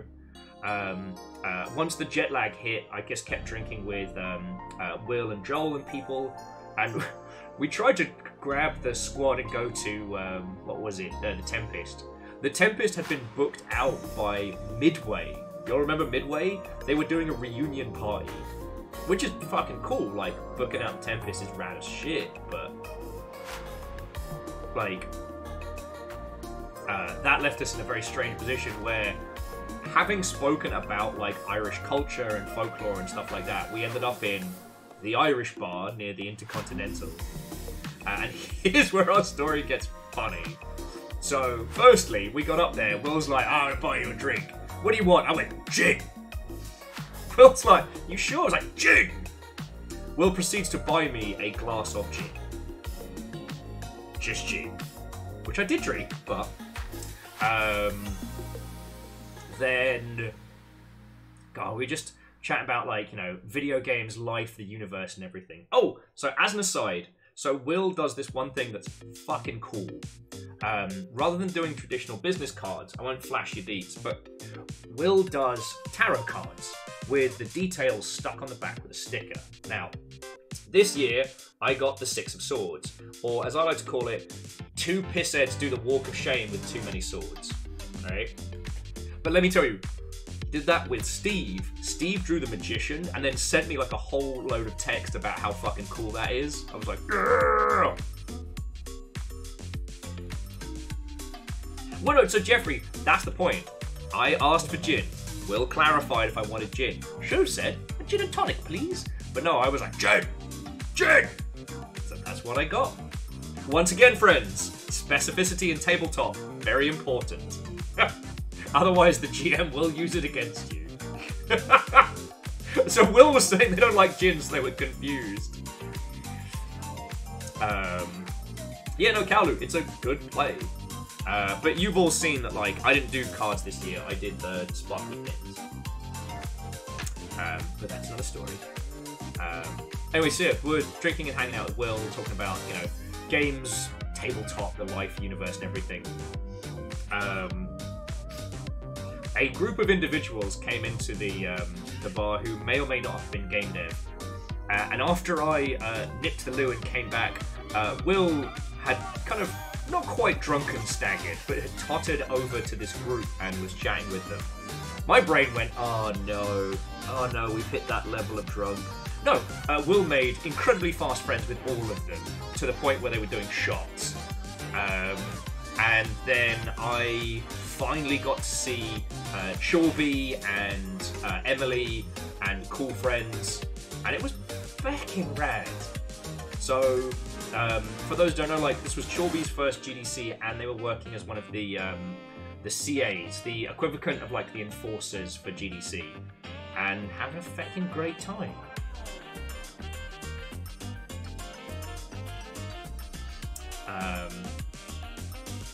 So feck yeah, that was my Tuesday. I was very tame because I knew I had to function on Wednesday, but it was a real good night. And then Will and I ended up back at Stars at roughly the same time, even though Will left in a cab with a bunch of other people to go party. So funny. But yeah, so then we nattered, and that was Tuesday. Wednesday was my work day, and I am very proud of myself because I knew what I was going to be doing, right? I was going to be showing Steve around GDC, introducing him to our community, our people, our home. Dustin, I keep seeing like the alert popping up, and I'm just trying to keep going with the conversation. You almost got me. So I had a strong plan of what I was going to be doing, but there was one thing that I had to do. And that was to try and coordinate it so that I met Steve just before the GDC Scream. Now, if you're unaware of this, the GDC Scream was organised as a cathartic scream exercise for the games industry, where we could just go and scream our little lungs out, and just in frustration, in anger, in fury, we could rage against the heavens. And that's exactly what we did.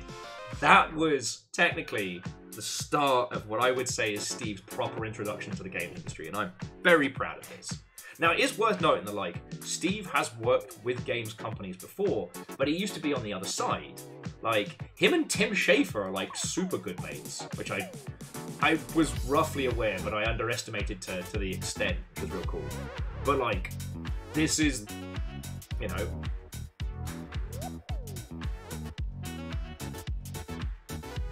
Will. Very cool. So yeah, so that was the introduction, and the rest of it was feckin' grand. I introduced them to a bunch of industry friendos, tried to... I was really trying to hammer home that, like, one, we're all collaborative and we're all in together, and two, like, but this is an environment that you're a part of. Nika, Watto and welcome, hello.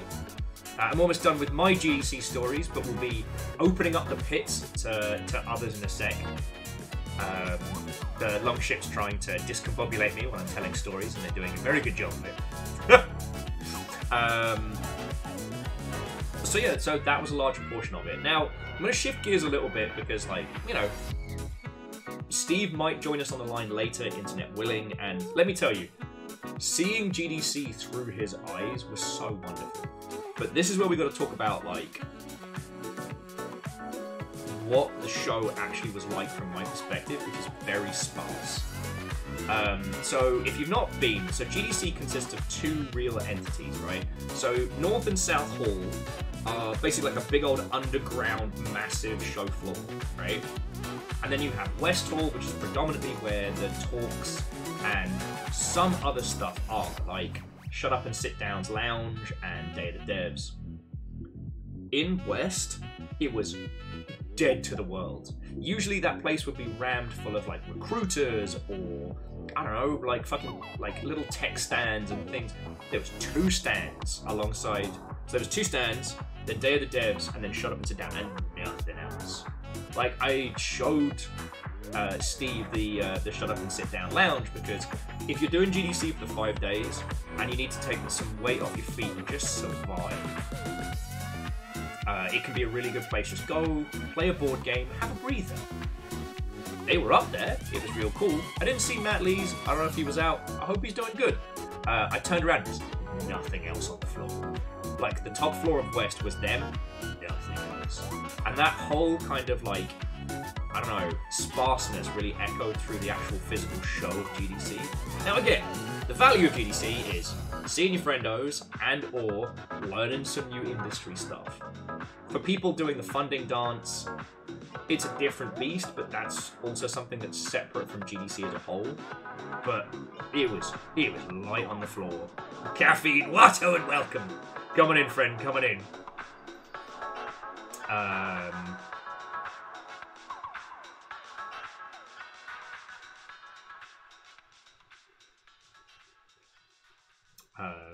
But yeah, the show floor was a lot lighter than I've seen in previous years. Control Alt GDC was amazing, and that's where the competitive waffle making was. But there was also like high-speed wheelchair racing. There was one where you have to redirect traffic on a giant, like, interactive model of a city to try and cut off in like a cops and robbers. There was like a tent with spooky ghosts. There was one where you played a newscaster. Like, again, Control Alt GDC is just such a wonderful little highlight. There's one called Get Off My Lawn, which was an old man light gun game where you sit on your porch with a hose and spray children that try and come into your garden. And you have to rock back and forwards to keep going. But also you have a supercharge meter where you chug your beer, and that allows you to blast kids. Fucking brilliant. One of my personal favourite was called, it's like Boss Blind Battle, where 2 villains across looking at each other from 2 skyscrapers, where you both have to swirl glasses of brandy and peek through window blinds to look at them, with a brandy controller and actual blinds to look through. Fucking brilliant. The IGDA Pavilion was, I mean, it's all the people nominated for the, you know, the IGD, I always get it wrong, it's the IGDF Awards? Too many acronyms. But there were some great games. That's where I found out about my current obsession, which is Goodbye Monster. Like, holy fuck. Holy fuck. Again, if you want to play that, it's free, it's in free games in Discord, and it's one of the most brilliantly fresh things I've seen in ages. The show floor was not as rampant in the AI and, you know, crypto nufters as I'd seen in previous years. However, you all probably saw, hang on, you know what, I'll just bring it up on chat. Here we go. You probably all saw this picture, right? Because I posted it fucking everywhere. Web3 Gaming Sucks by Avalanche. I got a photo with it with the, you know, the fucking fusion dance because I wholeheartedly agree. Now, I thought that this was a stand for Avalanche Games, you know, who make Just Cause and things like that. Nah, it's not Avalanche Games. It's Avalanche Games, who are a Web3 crypto company. I guess their whole bit was meant to be like, other people's Web3 gaming sucks, but ours is good. But they had this, and their sign from most, like, they had a big rotating sign on top, which I wish I got a picture of, that from most of the angles that you would see just says gaming sucks. Yeah. If I wrote this, this would again be a, like, this is a Garth Marenghi skit, right? I couldn't understand why that bloke behind me, and there's a lass at the Avalanche Lounge, were kind of like looking at me like, alright, well, who's this fucking guy? Because I thought I was in on the bit. Nah, we're in on the bit, and they're not. They paid for that fucking sign.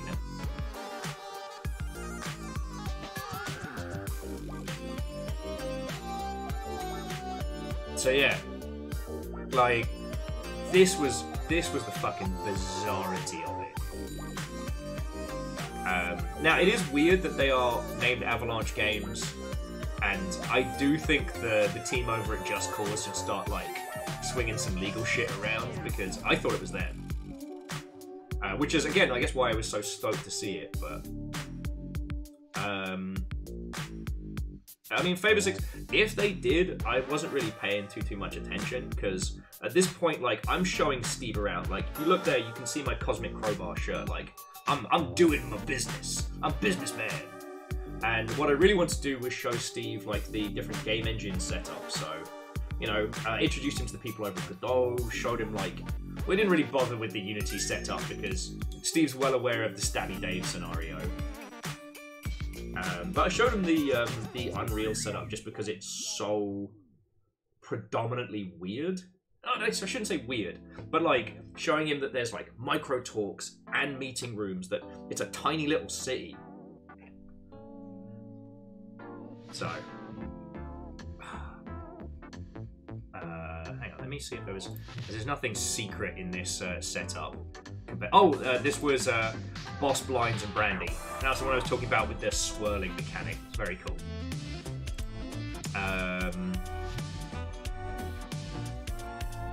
Oh yeah, and for those who wanted Chorby proof, that was us at the GGP rave.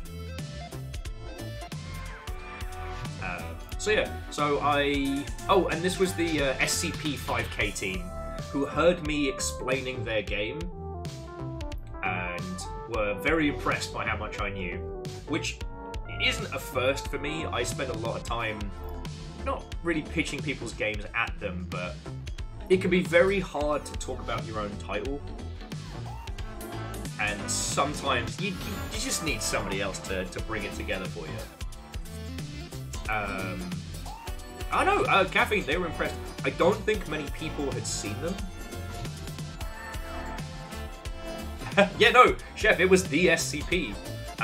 Weirdly, GDC may or may not be an anomaly. No one really knows. But, fuck, where was it going? Oh yeah, so, showed Steve around until the show floor closed. Then Hin and I went to one of his favourite bars, which turned out to be a bar I desperately tried to get into last year, but was fucking rammed because it's like a local hotspot. And it was nice. Steve got us a fancy bottle of beer, which we split, and we, again, just talked about video games. He let me talk to him about games, about making video games, so I explained him a Pony Island. I told him about the Magic Circle. Hopefully that doesn't alter his brain chemistry too much, and I don't have to apologise to his nearest and dearest. But it was real good.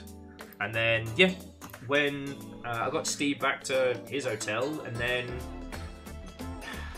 I'm one of those people where it's easier for me to stay up than it is for me to sleep like an hour and bounce back. So I went to the GGP party and had the fucking time of my life. Oh, just as an aside, because I'd love to see more of this. So GGP was split into two different events that were next to each other on the same street. One was a zero alcohol board games event. No DJ, no unsa, no shots, just play some board games, make some friends. And let me tell you, it was a socially awkward individual's best case scenario. It was fucking brilliant. Oh, and Catastros, go get some sleep. See you tomorrow, friends.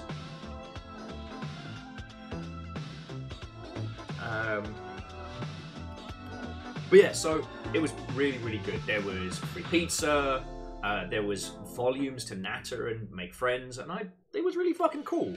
However, I felt like, okay, like, showing Steve around GDC, talking that through, was something that, you know, I was doing professionally, but it did not feel like work. However, once I knew I had nothing left to do, and all I had to do was stay awake until 5 o'clock in the morning, I was like, let's party. So I hit the GGP rave. I was drinking vodka Red Bulls like I was a fucking teenager again.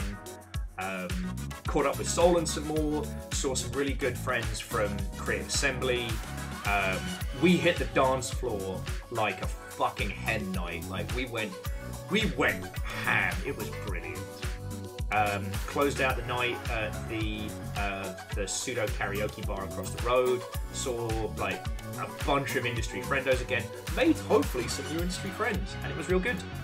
Rest of my story, you know. I hit the airport, passed the fuck out on the plane, got here, looked after dogs, and Amos was immediately adorable and just kind of curled up on my chest. So we had like just like me and the puppies cuddle pile. It was really fucking good. And that's the GDC that was, you know. I saw Zalavir very briefly. He split the crotch on his pants. Actually, I'm gonna DM him and see if we can steal him as well. Okay, friends, I must apologise. I've quaffed water and two pints of coffee. I need to nip to the loo, and then let's open up a pit.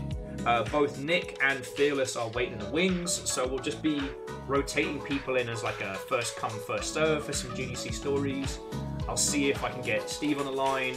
I'll see if like Star or Damien or Zalavir are about, and we'll go from there, you know? I think this GDC is a bit of a turning point, and I want to provide you all as much in terms of like varied perspectives as a whole, right?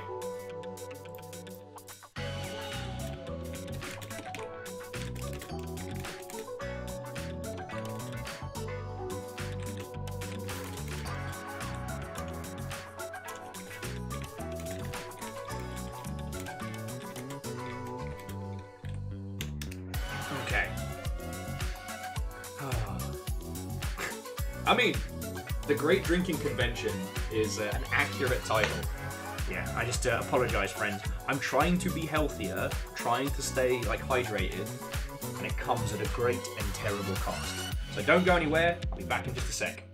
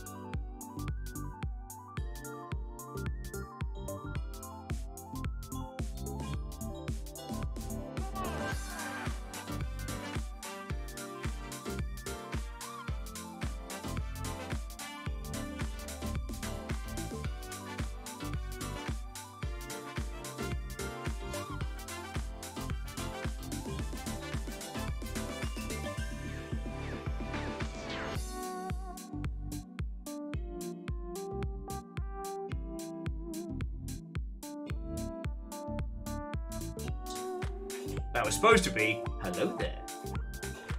I almost, before we open up the pit, I almost didn't show you. Look what I got. Yeah, suspicious tape.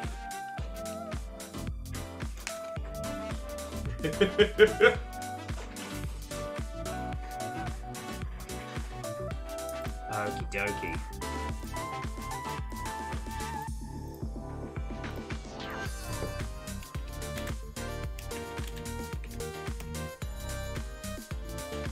Okie dokie Lokis. So, we've got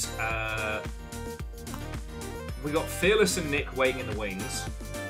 Hey! Zoe, you legend! Watto and welcome!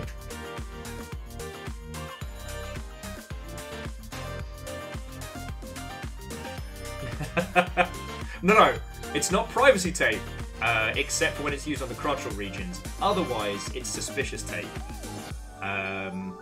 I worry for Zalavis on GDCs because, like, previous years he had a shit ton of pill bottles. This year it was suspicious packing tape. Previous year, shit tons of poker chips. Like, please don't get black bagged by the TSA, Zalavir. We need you, buddy. We need you.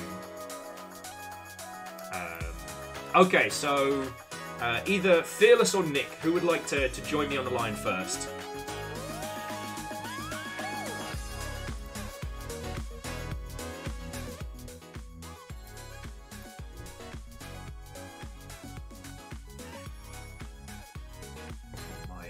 My volunteers. Oh, Fearless says Nick. All right. You got voluntold. All right, let's do this. Hello there, friend. Watto and welcome. Hello, hello. All right, and friends, please let me know how the levels are. I'm trying to get you mixed. Yep, makes perfect sense. I'm also using an unusual microphone, so if just swap to my headset, let me know. It's the little thing from Existence, isn't it? Like little fleshy blob. Or am I not supposed to know about that? You're not supposed to know about that. Okay, cool. That's secret will. That was under NDA. I've broken. Okay. The airdrop is incoming any second now. Just hold on. So, for the sake of VOD watchers and future clarity, my first guest today is Nick from Question. Hello, Nick. Hello, hello. And just as an FYI, for those of you that did attend GDC, if you'd like to tell your stories and whatnot, let me know. Fearless is in the green room, and we're going to be rotating it forward. So first up, Nick, like, what was your general vibes of this GDC? Yeah, I mean, I think I'm going to be a little brutal and say that it was kind of an aggressively mid GDC. I think that when you put out a call on Facebook, I think it was, and you were like, "Hey, what did you think about it?" And I was like, "Yeah, I'm sort of trending that way." And I think that after a couple days of like thinking through everything, it was just very aggressively mid. Everyone is in a funk across the entire spectrum of the industry. Yeah. I think that, like, you know, this, like, indies, we're a little bit resilient. We're used to life, like, sort of sucking periodically and in cycles. Yeah. It's been a very long time since some of the AAA folks I talked to have really faced serious headwinds like we're facing now. That's a good point, yeah. And they're struggling emotionally with it. Sorry, Glitch was saying it's Solidarity Con this year. Oh, yeah. You know, this GDC is sponsored by the Hammer and Sickle. Yeah, seriously, I really wish we'd been able to get that inflatable guillotine put up. Oh, yeah. Except for all the people that want to put it up are too poor to do it. Yep. I considered building a mock one and then realised that the chance of that going badly was quite high. Yeah, I did end up looking into, like, you know, what would it take to do that, and the amount of regulations that San Francisco has about, like, putting up public displays are enormous. Okay, so so to give these lovely folks a context, like, what was the majority of your GDC? You know, was it talks? Was it, you know, friendos? Was it, you know, what did you observe? Yeah. So honestly, a majority was just getting out to chat with people again, like people I hadn't seen in a very long time. I got to hang out with folks like Zoe, who just popped into chat. I spent a lot of time with like Firesong, with Dice, who I haven't got to hang out with in real life in just absolutely ages. You, Fearless, everyone, and honestly, like just being able to meet a bunch of the new students who are coming in was interesting. Okay. There's definitely like there's a sense of hopelessness that these folk have, which is really fucking depressing. Chef None is of asking, do you mean new students? yeah, I mean like students who are just graduating this year. This is their first GDC and they're looking for a job. Oh, poor buggers. Yeah. And there's a profound sense of hopelessness. They're like, my college requires me to go to this, but I don't think I'm going to find a job. And it's like, yeah, buddy, I don't know what to tell you. It's a shitty time. Did you do any of the talks or the workshops or anything like that? I did the design workshop and roundtables. I'm really glad I did it, but it was one of those things where it was entirely made up of students, and then there was me. And I definitely felt like the level 70, like pushing a bunch of level 16s through Nomergon. I described myself in the W earlier as smurfing, and it really does feel a little bit like that. Yeah. You know, they were struggling with stuff like MDA and basic design terminology, and it was rough. It was definitely one of those like, oh, okay, I guess I'm okay at this. I guess I know what I'm doing. Yeah, I'm not a total idiot. I'm just a mostly idiot. Okay, but what was a good highlight for you from this GDC? Shit, there were quite a few. Honestly, like one, getting to reconnect with all the people that I hadn't seen in ages. I kind of went into this GDC in negative Spoon territory, just for a lot of reasons. So just like being able to be with folks again, go to some really cool talks. I got to meet some amazing developers. I got to meet the associate creative director at CD Projekt Red. That was fucking cool. Nice. And we got to chat for like an hour, which was a lot of his time. That's fucking cool. Yeah. Because I gotta say, finally getting to try your mead was a fucking highlight. Oh man, I'm so glad that I got to share that, and I'm glad I brought 2 bottles, because the first bottle was like, wow, that's not great. That one didn't age well, but the second bottle was like, oh, that aged fucking gloriously. Yeah. Sorry, it gets to mention is that a little snippet of, I guess it was Tuesday afternoon, was Nick had 2 bottles of homemade mead. And so we found a little corner of the Metreon where you're allowed to drink. And so we just had the red solo cups out, just had like a little mead tasting. It was so good. Yeah, that was great. I'm really glad that the pumpkin mead got to come out. I've wanted to share that with you guys for ages. I am sad Fiona couldn't be there. And I guess, was there anything like show floor or otherwise that you spotted?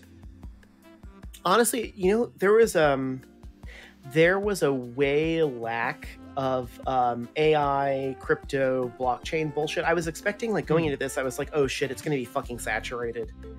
Honestly, it was way, way, way less than I thought it was going to be. The only folks I saw talking about AI were folks who were doing more machine learning style, like tools that process the mocap data or like lip sync data, stuff like that. Okay. And that's fine. Like, Yeah. I don't know any animator who wants to do lip sync, like lip flap syncing and all that bullshit. They're like, fuck that. That's miserable. Yeah. I mean, and we've had machine learning stuff in games for fucking donkey's years. That's not... Yep. It's ancient. You know, we've had it since 2009. Yeah.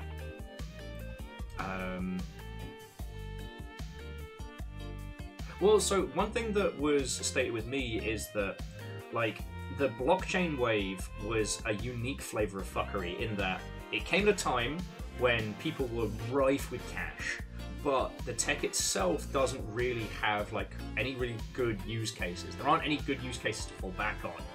With what is referred to as AI, there are actually some pockets of useful shit, and a swarm of swampy, terrible, like, ass gas. However, there isn't the same kind of money being pumped into this that was being pumped into, you know, Nuftas and that side. And the teams that actually have a product are trying to stay away from like being perceived as part of the next grift, which has kind of created this almost subtlety in it. You know, the people that actually have useful products aren't in your face, and the people that articulated from the Nufta sphere to the generative AI grift don't have even a fraction of the funds they had in 2020, 2021, right? Yep. Will actually makes a really good point. And Will, I will say that if you've got time to be around this afternoon, like, jump in for a slot in a bit.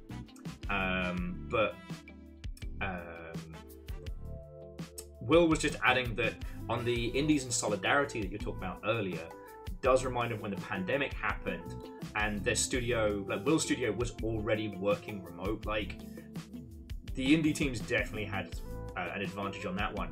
And in this, you know, in terms of like the winds of change, the indies have, wouldn't say been inoculated, but we're used to, air quotes, the fear. Yep. I think go for it. I totally agree. I think that like we are used to struggling against the headwinds, like trying to find funding constantly. You know, people complaining about like lack of pedigree, even when you've got a successful indie franchise. Publishers who, you know, basically if they roll the wrong way, will squish you by accident. Yeah, and can just wreck your life. Like we're used to that. This is the first taste for a lot of folk who have been in AAA for like 20 and 30 years of like, oh shit, like this is a really bad time to not be in the C-suite. Yeah. And they're fucking terrified. And it was great to talk to them because it was like, hey, like we've dealt with this before. It's gonna be okay. You're gonna get through it, buddy. You're gonna be okay. Yeah. Say the goddamn words. It's gonna be fine. It's gonna suck for a little bit. Survive to 25. Survive to 25. But it'll get better. Now, I don't know if you saw any of this, but from the conversations I was having is that some of the contracts, though, that were being talked about are fucking brutal. And honestly, unless it is absolutely do or death, I would be advising, like, indie teams, don't sign. Like, do not sign away your IP. Don't sign an 80-20 revenue split. Yep.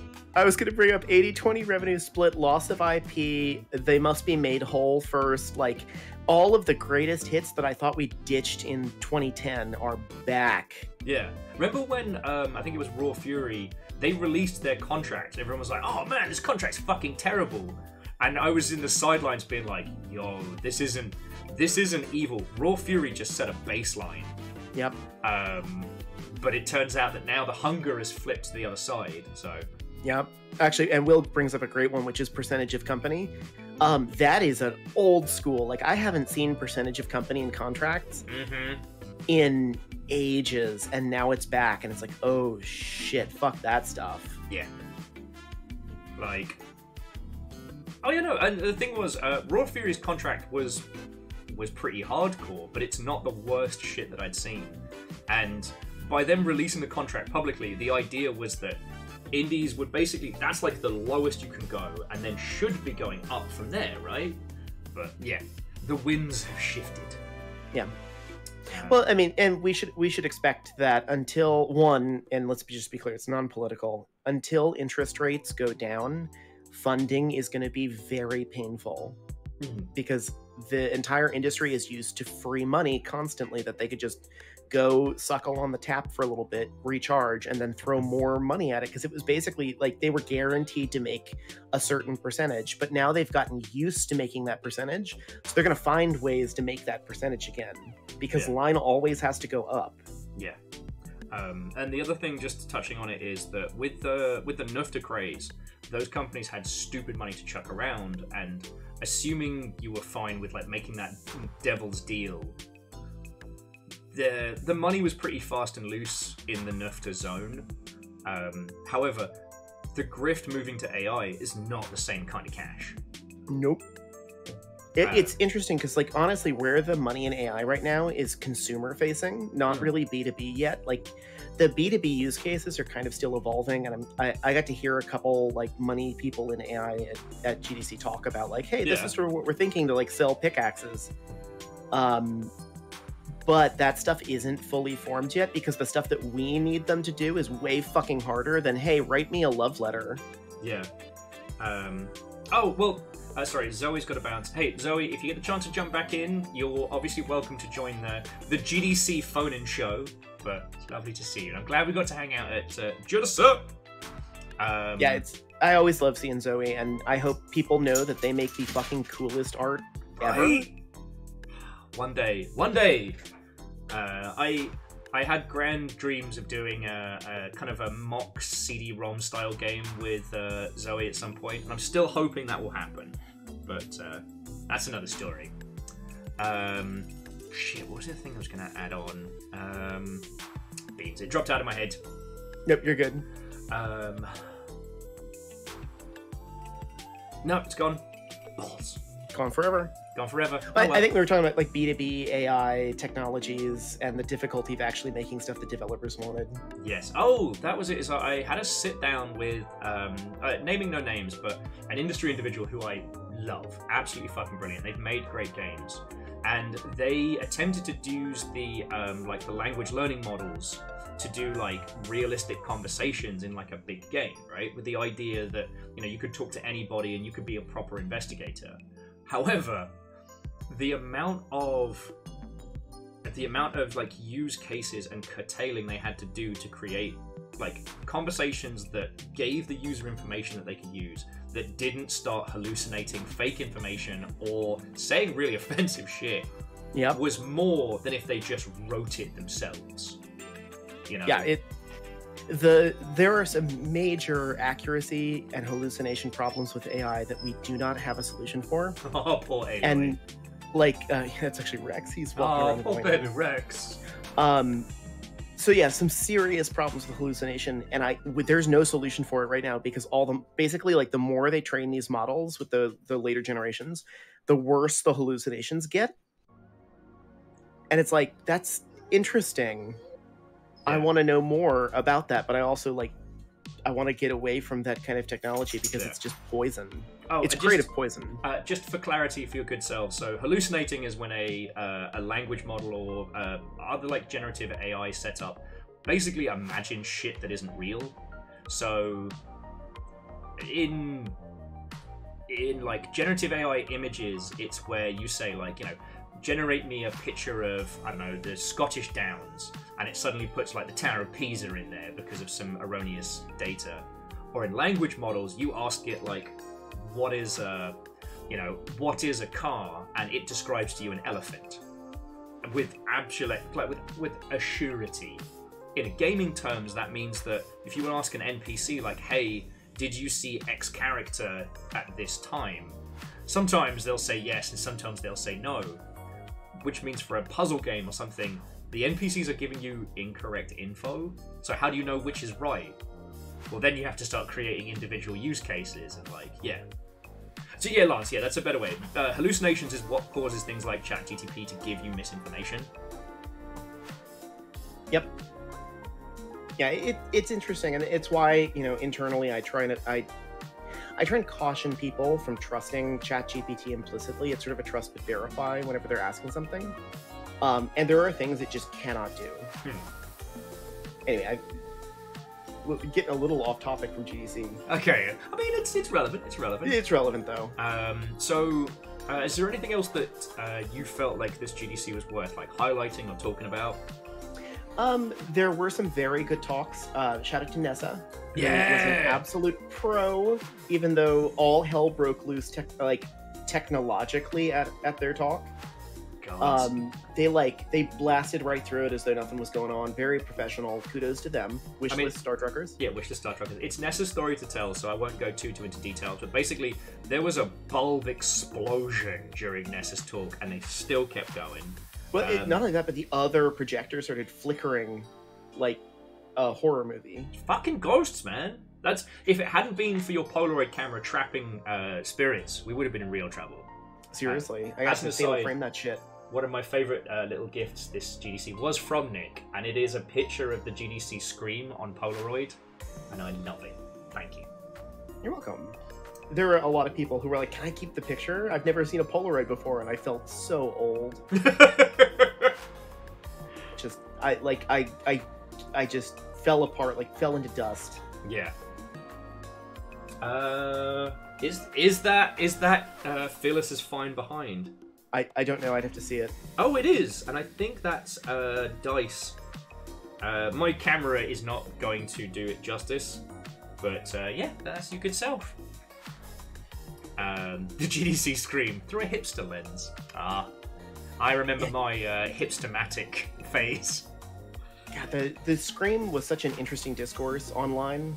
I think that there were some valid points about it where it was like, hey, how much effort went into this versus like unionization, and it's like, well, I know that you weren't there, but that was actually part of it. Yeah.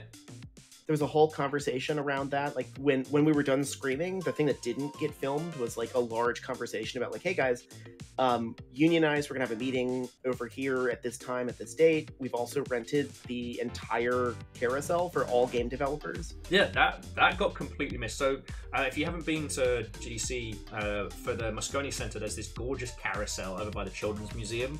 And that was just paid for, so people could have like a free little ride and, talk about forming a union at their studio. Fucking love it.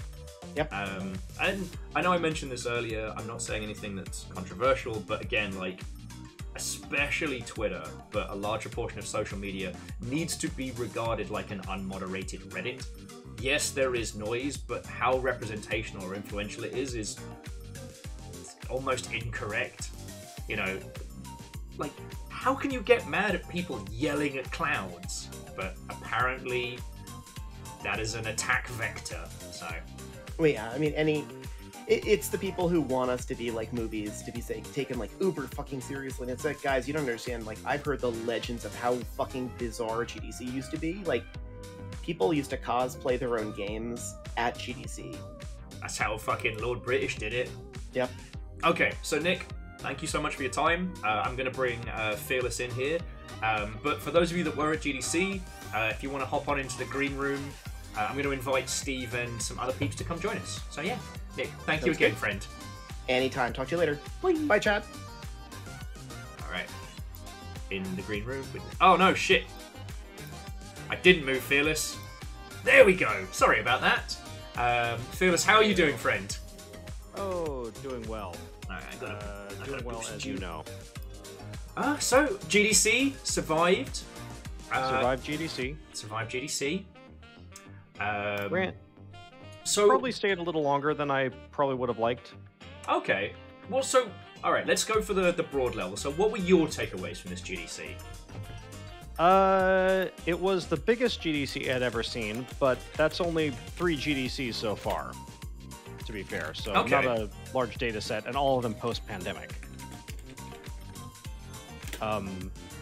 But I could say nature is healing about that.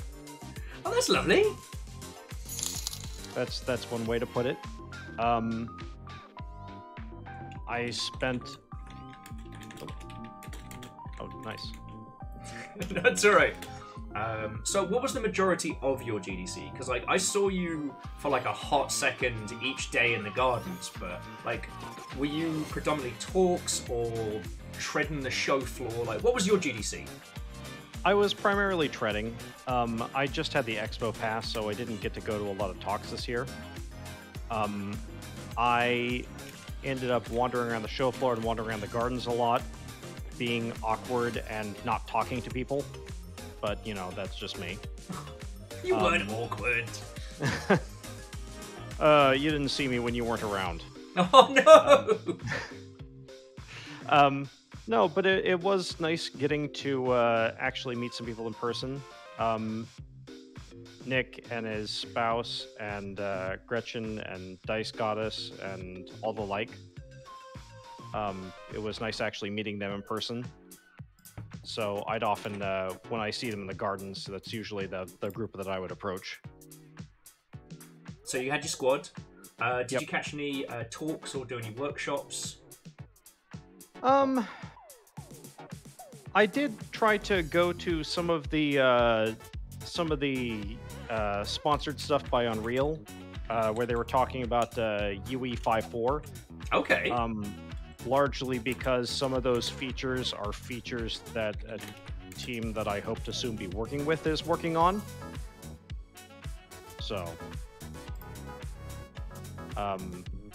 As you know, Epic will be approaching me with a job offer. So, you know what? You did talk about it in Discord. I don't know if you wanted to say on live, but like, I'm super happy for your friend. It's fine. I'm not announcing it on socials yet until the official stuff comes in, and that won't be until sometime this week. Yeah. So. Aww. And Lance and Will and everybody were saying congrats. That's a GDC win! Certified banger! Yes. It's times like this I need a soundboard. Like a... Yeah. I took my interview in my hotel room wearing GDC merch because I ran out of clothes on the last day. We've all been there. Yes. Now, was there anything that really stood out to you from this GDC? Like, I know you said like nature is healing, but like, were there any standout moments for you? There were a lot of times in the park where I'd see someone and I recognize them from a game they've made. Oh, that's cool. Like, I didn't approach, again, because too awkward, but I'm like, oh, that's Christine Love. Or, oh, you know, there's this other person, or something like that. Actually, sorry, as an aside, did get to talk to Christine for a fair wedge for this GDC. I was like, oh, that's really fucking cool. Oh, yeah. For those of you that may not know, so Christine Love originally rose to prominence from Lady Killer in a Bind, but you'll probably know their work from Get in the Car Loser, the, and I quote, disaster lesbian road trip RPG. Sorry, Phyllis, you were saying. Oh, yeah, no, and Get in the Car Loser also has a really interesting pricing model. Yes. As an indie RPG. We got to talk about that, and sadly, it was not good. Yeah, it was an experiment. They tried it. Didn't do well, but... and That's caffeine, sad. to be continued, friend. But, you know, glad that they were in a situation where they could try it. Also, MDH, the experiment was, when it initially launched, Get in the Car Loser was free, and it had, like, additional, like, after the credits DLC that you could buy to support the game, and sadly it didn't happen. I wonder if it would have been better if it were not free, but just cheap, plus the DLC. Quite possibly. It was just, you know, it was an interesting discussion because, like, a lot of the people that support really interesting, fun, queer RPGs are on it like a car bonnet when they come out, but those users are really, like, intensely focused at the beginning and are usually quite broke. So, yeah. So yeah, as Willa was saying, it's incredibly bold given, like, the percentage of players getting credits, typically less than 10%, but, you know, I really appreciate, like, talking with us candidly about it, and, you know, if hopefully there's a getting the other car loser in the future that will be, you know, wildly successful. Well, Christine Love has made games with just like opposite title sequels before, so Get in the loser car. which sounds a little dirty now that I think about it. Yeah, you know what? I wish I hadn't said that out loud. No takesy backsies. No takesy backsies.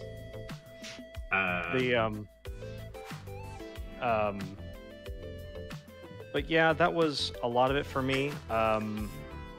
I did go around the show floor. I did see some AI stuff, but as Nick noted, it was much less in the way of generative AI than I was worried about. A lot of it was just language model stuff. A lot of it was using AI to build automated tests or using AI to help automate content moderation.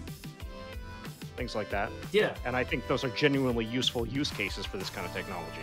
Yeah, I'm hoping we can steal Tommy again at some point, but yeah. You know, so for those who don't know, Fearless works predominantly in automated testing, or has been, which isn't generative AI testing your game, but is the process of, you know, through varying means, if you've never encountered automated testing, it's basically like the 1,000 monkeys and 1,000 typewriters, except for they're all playing a very specific part of your game. It's great for like hyper detailed testing or the kind of soak testing that is impossible for the human body. It's great. And a lot of it you can just think of as making macros that do a lot of tasks very fast. Yeah.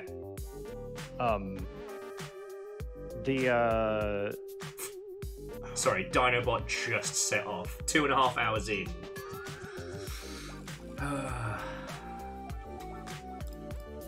Sorry, you were saying? Yeah. No, there was something about use cases for AI and automated testing, and I forgot where I was going with that. But no, it's one of those things of where, like, that's something that we've had in the industry for a long time, and there are parts of the AI grift trying to represent it in that space. At the same time, we have things that exist that really do it. So yeah. Oh yeah, Hamster's right. Regression testing. Saves so much time. Well, and that's the nice thing about an automated test is that once you say, like, if you've got a bug and you write a test that's designed to reproduce that bug, once you fix that bug, that reproduction test just becomes an infinite regression test, you know? You can use it forever. And you can validate with every single build that comes out that that bug is not coming back. At least not in the same form. Yeah. But jumping back, again, was there anything else that this GDC threw at you that surprised you? Threw at me that surprised me. The Web3 gaming sucks thing that you mentioned, that did surprise me, but it's mostly just surprising with the shamelessness of how much they lean into their own reputation and try to take advantage of that. You know, you can at least say that they understand the crowd they're marketing to this time. Well, that's the thing is, I really, at least so far as I understood it, and Bismarck, hello, and thank you. So far as I understood it, their concept was that everyone else's Web3 gaming sucks, but we're great. That they were pitching to an audience that doesn't exist, like, the Kool-Aid still flows strong with them. Yeah. Like, it's not even an ironic twist.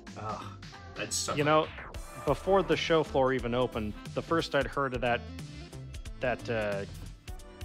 marketing phrase was the Web3 sucks party, and I'm like, oh, this sounds interesting because yes, Web3 does suck. And I look at all the sponsors of the party, and it's like, wait a minute, I recognize some of these names. These are Web3 studios. They're trying to pull a fast one. You hoodwinked me because I know that you're fucking terrible. How could you do this?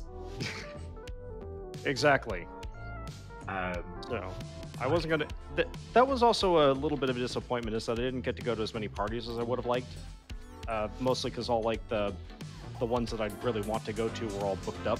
Yes, I would say that like this year the amount of ones that were behind closed doors or stacked up was wild.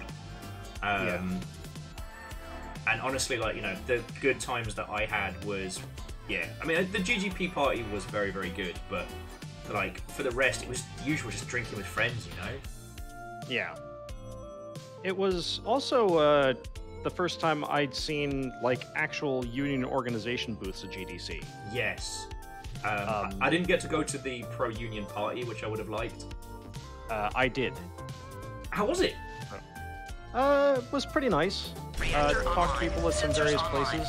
I don't think it was very big, though, unfortunately. Okay. I would have liked it to have been bigger.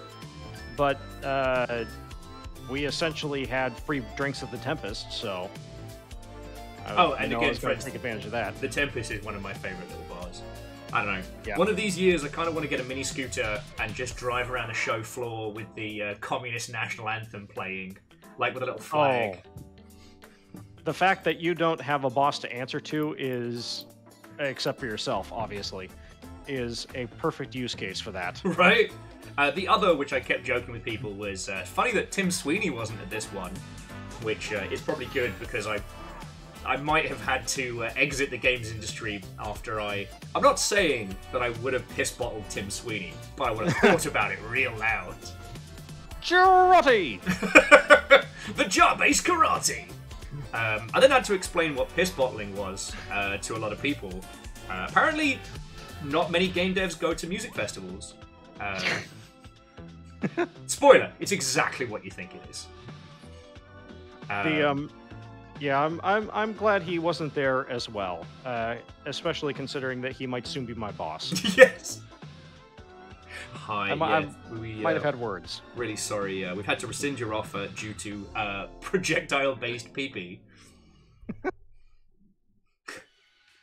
Yeah. But it was nice talking to Christy Felmerth, who's the she worked in like VFX and was part of a unionization effort at her I think like Titmouse Studios. Fuck, I laughed. Animation. Yeah. I'm Fearless. I'm coming up on 40. I just laughed at Titmouse. God damn it, Will. I suspect the naming is very intentional to produce that kind of result.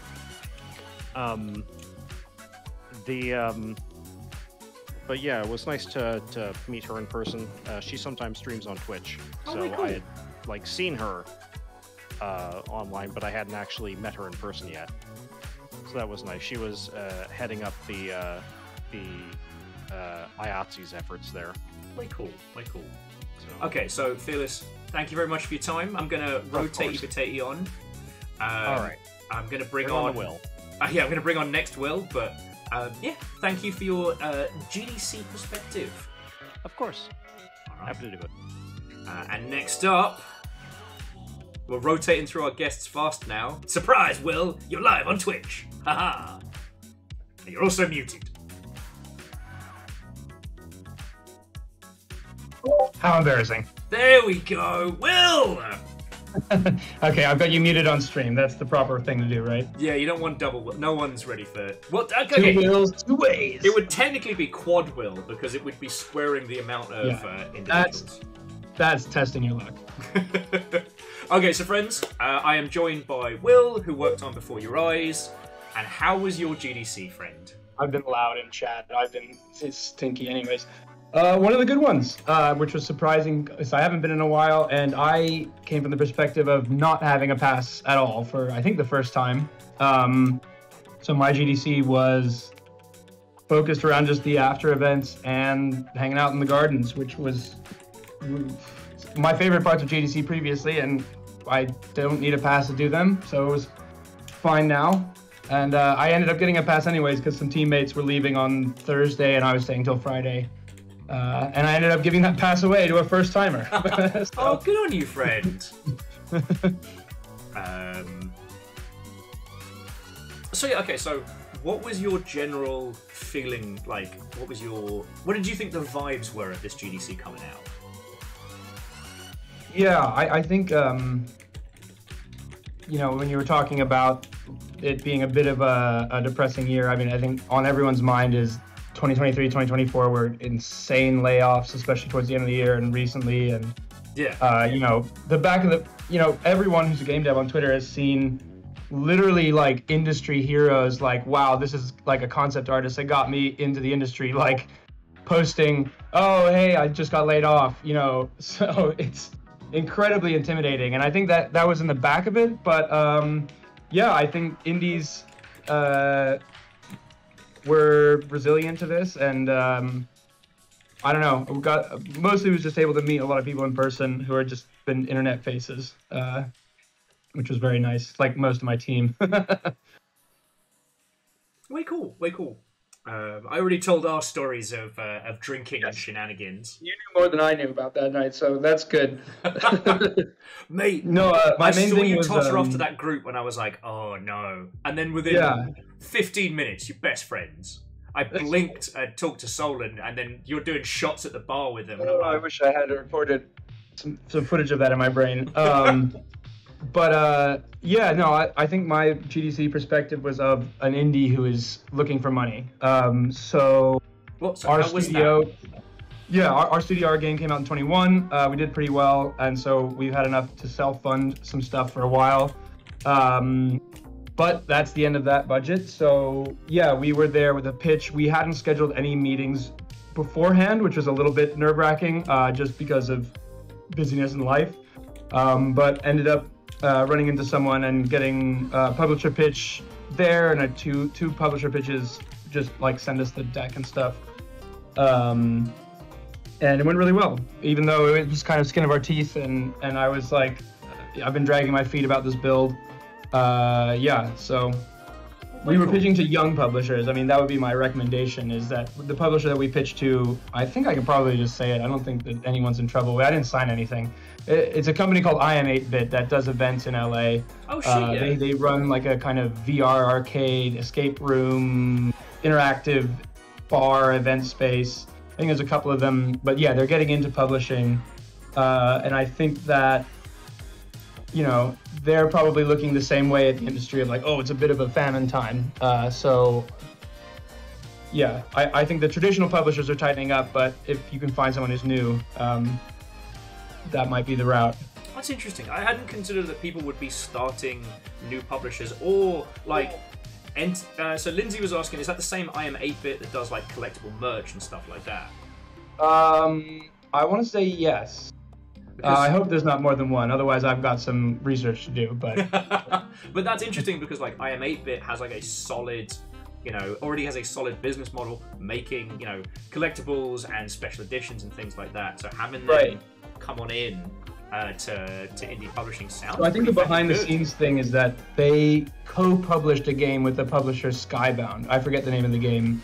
A year or two ago, and so now they want to do it on their own. And they're also, what I get the vibe of, they're an interactive like they're in the ballpark of interactive company that seems to be doing well with their spaces, so they're expanding. Yeah. I'm trying to remember. For those who don't know, so Skybound is the overarching company that owns The Walking Dead and Telltale. And Before Your Eyes. And Before Your Eyes. Look, you work with some cool people. Yeah. They like Walking Dead more than us, though. They haven't licensed us out as a slot machine for Vegas, so. Yet. There we go. So it's a blinking, like, emotional narrative slot machine. That's the future. I've tested it. Every time you blink, it cycles the slot machine. I stay up awake at night wondering if they're gonna ever pull that part of the contract down and do it. I mean, yeah. Look, if they're gonna do fucking Snake Eater Pachinko, that makes as much sense as anything. It's a bit of a tangent, but there's an interesting story with them and NFTs actually, and consent and publishing deals. We've got time. This whole afternoon is GDC dev stories and whatnot.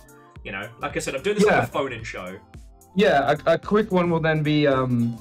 We signed the contract with them before NFTs were invented, and part of the contract said publisher can distribute your game on any digital marketplace they want to, and we're like, yeah, sure.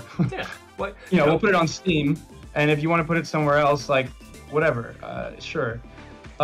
We work on the game, it comes out, NFTs are invented, and we find out like from our Discord, hey, are you guys selling an NFT? And we're like, no, absolutely not, we never would. And they're like, no, I'm pretty sure you are. And no! They didn't need our permission to sell it on an NFT marketplace, according to the contract, but luckily they were good about it. They took us off. That was the only time I've yelled at someone on a phone call. But, you know, credit to Skybound. They sorted it out, but it was just kind of an interesting, like, I don't think it was anyone's fault of like, someone just went to their money guy and said, hey, here's a new digital marketplace. Can we sell things on a digital marketplace? And they're like, yeah. This is a game that we can sell on any digital marketplace we want legally. I mean, that was it. Yeah, and that is how a lot of these things come about. And it's lovely to hear that when you were like, please don't, they went, oh, fuck, sorry. Which that's not usually the case. We let them know that it was kind of toxic in the game industry and especially indie games. But yeah, so were there any other like standout GDC moments for yourself? I missed the fun GGG party, although I heard that Richard LaMarchon DJ'd there. For those of you who don't know, one of the real secret reasons to go to GDC is that Richard Lamarchon, who's now a great professor at USC, but who's the lead designer on Uncharted 2 and Legacy of Kain and all kinds of weird things, is also kind of a good DJ. And Oh, he's a fucking great DJ. sneakily play an event or two at GDC. And he used to play with Phil Fish, although I think Phil Fish has completely disappeared into the void. I think so. Phil used to DJ that party, and okay, I'm not shit talking. Phil was okay as a DJ, but Yeah. You just told me. How am I blanking his name? I actually got to chat to him this GGP. Oh, and he's a Brit too. Yeah, Richard Lamarchon. Yeah. Richard Lamarchon is a fucking incredible DJ. Like, Oh yeah. we went hard. His signature move that you'll know that it's him there, which he's played every time I've seen him, has been this amazing mix of Beastie Boys Intergalactic and the M83 song. Yeah, it's so good. Yeah. No, it was a really good time, and Gordon Bellamy, who organises that, is a fucking legend. Oh yeah, he's USC as well, I think. Yeah. But yeah, and then I went the next night to the same place. It was still a game dev party, and then you went to PAL, which would usually be my my pilgrimage every year. So, my game dev friend, who I just met for the first time from Seattle, Zoe Wolf. Yeah, that was Glitch Wolf who was in earlier. Glitch Wolf, yeah. She took a video of the whole thing, but on a Game Boy camera. So there's a pretty cool video of it, but it's also very abstract. Yeah. Zoe basically wields technology like a shaman wields mushrooms. Like, yes, it is technically technical, but it feels like the magic of the earth. Yeah. The kind of person who like makes video art by like breaking open a thing and messing with the wires and like attaching different voltages to different outputs, like on a circuit board of something connected to a TV. They're incredible. It's so cool. Real glitch shit, like not, glitchartfilter.com, like. No. But I'm glad you had a good time with that one, because the only band that I knew off the top of my head was playing was Metroid Metal, but I forget who else was doing the PAL this year. Metroid Metal stole the show. There was this act, I think, called Keytalica, that was like guitar video game covers. I have some videos that I'll send you. There was like the Chocobo theme from Final Fantasy, among other things. Oh, fuck yes. Yeah. I got some guitar swag, I think. But yeah, I was saying with Star, the same as you. Yeah, I mean, the main experience was just what it's like to pitch these days and what pitch people were looking at. There was a very good 18-point checklist that we used for our pitch that I think was key to our success, which I'm going to try and find and link up, but it's in my DMs. Oh, I think that would be really useful for everybody, because, like... Yeah, I'm tempted to just link the pitch deck, but I feel like that might get me in trouble.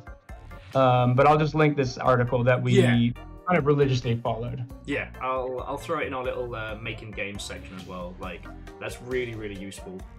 And glad to hear that, like, at least from your perspective, like, the pitching scene wasn't as dire as it felt from the outside. Like, that's really cool. I think we'll see what happens when the deals come down, in regards to that. Like, it could very well be dire. Okay, yeah, I just linked that in your chat. But I there's definitely still space out there for indies. I mean, there's still people need to fill their rosters for games that are going to come out in 2025 and 2026. Yeah. To all the students out there who are getting in for the first time, I mean, we salute you. Like, get a good mentor, Email me. I'm getting into mentorship stuff and I can recommend you, but yeah. I mean, shit, that's one of the reasons why I do this show, is so I can be like, all right, let me help you out, kid. Let me help. But okay. So, Will, thank you so much for your time. Thank you. We got loads of cool people to get through. So, to Swan and the Dice Goddess, if you could... Oh, sorry. Here's me doing 18 things at once. But again, Will, it's fucking great to hang out with you. I'm glad we actually got some time to just drink and hang out, because... Yeah. I got some Seattle connects for you. You got to hang out with this guy, Sai. Shout-outs to this dev I met making a game called Project Gilgamesh. It looks incredible. It's very similar to something that I'm doing. Go check it out on Twitter, Project Gilgamesh. Oh, yeah. Project It's, Gilgamesh. the opening of his pitch is use parkour to kill God, and it's a rhythm game. Well, it's incredible. I love that. Well, and again, thank you for that, mate. Okay. Yeah. So I'm going to plonk Will back in the green room. Swan and the Dice Goddess, if you don't mind holding on for just a second, I'm going to grab Steve, and then I'm going to grab your good selves, because I don't know how long we got Steve for. Steve! Hello! Dramatic introduction. We're just on voice, good sir. Hang on, let me... Steve, can you hear me? Oh, let's try that again. Alright. Steve, can you hear me? I can hear you. Can you hear me? Yay! How are you doing, friend? Good. So just voice? Is that what you're saying? Just voice. I'm doing it like a little phone-in show. Sounds good. So, Steve, how was your first GDC, friend? It's funny. You can hear me okay, right? Yeah. Hello? Yeah. It's funny. I feel like it wasn't my first GDC just because I knew so many people there, and they were happy to see me. And almost everywhere I walked on the floor, it's like, oh, hey, it's Aaron Sanfilippo of Flipfly. And oh, hey, I didn't know Rami Ismail was going to be here. And we actually ended up not connecting. And then, oh, hey, it's, this person. But yes, that was really cool. I kind of felt like I was already a member of the tribe, which was awesome. Oh, I'm real happy to hear. And I promise I'm not asking you this just to so I can pat myself met some new people, which are going to be extremely useful. What's that, sorry? I was saying, please don't feel I'm asking this so I can pat myself in the back. So, okay, so you were an excellent guide, don't get me wrong. You were my GDC Sherpa. I don't mean to minimize your involvement. Yes, the point was not to say you didn't really need Will at all, did I? Yeah. I mean, that would be fair. Sorry. So for those of you that haven't met, so Stephen Dangler, who's just joined us on the line, is the head of Dracogen Studios, making Cosmic Crowbar, which I'm involved in. And I was tasked with being the guide to the interconnected tribal weirdness that is GDC. And yeah, I told them our tales from my side, but it felt like you got oh no! Oh no, it keeps throwing you into the green room. Yeah, I'm sorry, it's probably me. It's probably user error. It's probably not anything that you're doing. I'm in a very, I'm in a remote Airbnb, and I just found good internet, so I'm feeling very happy with myself. Okay. So, I mean, so you caught up with loads of other people. So, what were the vibes that you got from this GDC? So yeah, I think I'm just trying to, you're on the wrong speaker, so I'm going to fight on trying to, do you know how to change the devices? It's so easy on Zoom, but I'm looking for them down here. It's the little cog in user settings. Yeah, but then it leads me to, okay. Anyway. Oh, there we go. All right, now we're talking. Okay, so, oh, so much better. Okay, so the question was, can you repeat the question, please? So what were your takeaways from this GDC? How did you find the vibes? How did you from it? In my previous life, I was in the finance world, right? And I've been to San Francisco many, many times over the years for finance-related activities. Yeah. Which as unpleasant as they were, is also why I'm in a position to make a video game, basically, on my own in 2024. And I think I said this to you at the time, but it's kind of a good little mini story that came out of GDC. And that is that when you are in the financial world's equivalent of GDC, everyone, let's say I have an app that does, let's just say for the sake of argument, foreign exchange, or I have a plugin that can let you do foreign exchange for your billing, okay? And I meet somebody else that has something similar, we are enemies, because some bank, some big corporate, whoever, anyone we meet is either going to use me or it's going to use them, right? It's a zero-sum game. One is going to win, one is going to lose. So anyone you meet who's even remotely similar to your path is very likely to be an adversary, right? And will view you as such. So they don't really want to talk to you too much about what's going on. They don't want to tell you what's going on, right?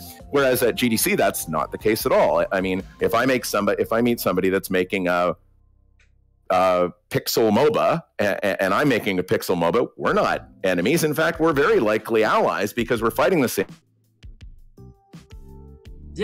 battles. We're probably opening the same, corner of the market. I just pull absolutely right. And just because a user, or an end user, buys my your game, doesn't mean they're less likely to buy my game. In fact, they're probably more likely to buy my game. If they play yours and really enjoy it, then they'll go, geez, you know what? I think I'll try this one as well, right? Like, this is like the same, but it's a different take. So that was the thing that was super duper different about GDC versus, despite the fact that, as I said, like the thing that really threw me was just when I got there, how many people I already knew. And you were there. We were bumping into them all the time. Things I backed, in previous years, even if it was just a Kickstarter or whatever. And I had lots of lunches all ready to go, and caught up with a bunch of people from Double Fine, who I did a ton of stuff with about 10 years ago, and even ended up having a dinner with Tim, which was really good. And I sent you. I don't think it's ready for public release. I'm not the kiss and tell sort of person, but you've seen that funny photo of me and. Oh yes, I mentioned it earlier. Tim from 2011, and then the one we took last week. There's some serious time travel. So, as I was mentioning to you earlier, like the bar that Steve took me to, which I've been desperate to go to the previous year, couldn't get into. Yeah, and there's the photo of Tim Schafer and Steve during the Brutal Legend years. Yep. And then the one of you all hanging out this week just gone was fucking wonderful. So true story, actually. Brutal Legend was supposed to be the game that Tim and I were going to work on because they wanted to do a port, and in those days they were looking for financing, and not like huge financing, but more than they had on hand. And we'd done some work for charity or something, and we sort of had known each other for Desert Bus. That's right. I had worked with him in years past to sort of get some stuff together to raise money for Desert Bus. Yeah. So I contacted. He said something like it was on Twitter. And that's what Twitter was called back in those days. I'm not a big fan of the new name or owner. It's still but I don't know. See, the only thing about that, Will, is I kind of feel like as much as I hate the new name, if I don't use the new name, I'm kind of dead naming something. It's a very strange feeling. So I just talk about it back in the day when it was Twitter. and back in the day, that's what it was called. And Tim put something like, geez, I wish I had a couple of bucks and we could do we could port Brutal Legend to PC, I think it was. Yeah. And I wrote back like 10 minutes later, this is all somewhere in the annals of time, internet archives, and I wrote back and said, how much are we talking? Right. And he named a number or something. I went, ha ha ha. And I went, okay, let's go. and now it was like 2 weeks later, we signed a deal, but it wasn't for Brutal Legend. And the reason is because when they dug down into it, as I'm learning with my game, when you go to license music for a game, it's really, really complicated. Yep. And so I think the problem was that when they had licensed a lot of their tracks, and these are not indie tracks, like these are like,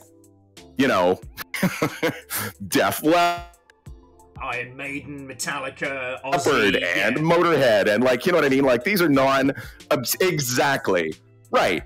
And some of the tracks were kind of licensed in a very peculiar way because some artists didn't want to work with other artists. So it took getting all of those tracks together on that album was kind of a monumental achievement, right? And so when they went to go to PC, it wasn't as simple as Control-C, Control-V. Yeah. So he kind of backed off and went, oh, we can't do that. But what do you think about, say, Psychonauts? Because Psychonauts wasn't on Mac at that point. And I said, oh, that sounds interesting. So the first deal I did with him was a 3-game deal with Psychonauts for Mac and Costume Quest and Stacking for PC. And it worked out really well. Anyway, this is ancient history. I can't remember why we got on this topic. But, Brutal Legend. So back in 2011, when Tim and I went to that bar, I think I can say the name of the bar. It's Toronado in San Francisco on Haight, just west of Fillmore. It's an amazing, formerly my favorite bar. My favorite bar is now in Toronto. If you love beer, it is an absolute must stop. Okay, and this is really important. There is that bar is a regular. That bar is there for regulars, and the bartender. Part of their whole shtick is that bartender is a grumpy and not particularly friendly if you don't know the unwritten rules of the bar. For example, it's cash only. So if you go in there and you try to use a credit card, things get ugly really fast. Yeah. If you go in there and ask for a beer that isn't in what many people, you know, consider to be real beer, like if you go in and ask for a Coors Light, someone's going to get hurt at that point. So you got to look up at the beer menu, make a selection off the beer menu, and if you ask for anything that isn't on the menu, it's like in you know, those science fiction horror movies where all eyes turn to you, right, and realize, oh crap, I blew my cover, right? Or like in Invasion of the Body Snatchers, right? Like the, you know, pointing up. Okay, so back in 2011, Tim and I were there, and we put up, because if you are somewhat accepted by the bar staff, they'll let you put up a sticker on the wall. There are many, many stickers in the bar. And we put up a Brutal Legend sticker, and it was taken down, which is a bad sign. It means the bar did not accept, you know, it's like those games that go, nobody liked that. You know, at the bottom of the screen, so I guess we didn't have, right. Right, and actually it was funny because you and I were there that night, and I had a sticker for the new game, and I thought for Cosmic Crowbar, and I thought I could put one up, and then I thought, you know, I just don't feel it would be respectful to do that. Do you know what I'm saying? Yeah, not yet anyway. There will come a time. I haven't been here long enough. I'm not really part of it like I used to be in the old days. Exactly. Well, and my new favorite bar, so the one I'm actually a regular at now in Toronto, does feature a Cosmic Crowbar sticker. And so the true test, right, of that is when I go back to visit it, when I get home, is it still going to be there? I hope the answer is yes. But so far, it's been there for, I think, about a month. So that's a really good, that's a really good sign. The bar has accepted the offering, right? The dark bar gods have accepted the offering of the sticker, so we'll see how it goes. Anyway, so accepted by the bar. Okay, long story short, it's such a better vibe than we'll see. But yeah, it just didn't feel right. I mean, back in the day, I would go to Toronto numerous times per year. That's literally the first time I've been at Toronto in 7 years. So I can't just go in throwing stickers on the wall. I'm not cool with the bar yet. I'm not square with the bar yet. So just very quickly to answer Averick's question. So Toronado is predominantly a beer bar. It's loads of home brews, local brews, and it's proper punk. It's proper punky bar. Definitely worth the time if you like beer. If I text you, I'll see if I can get a picture.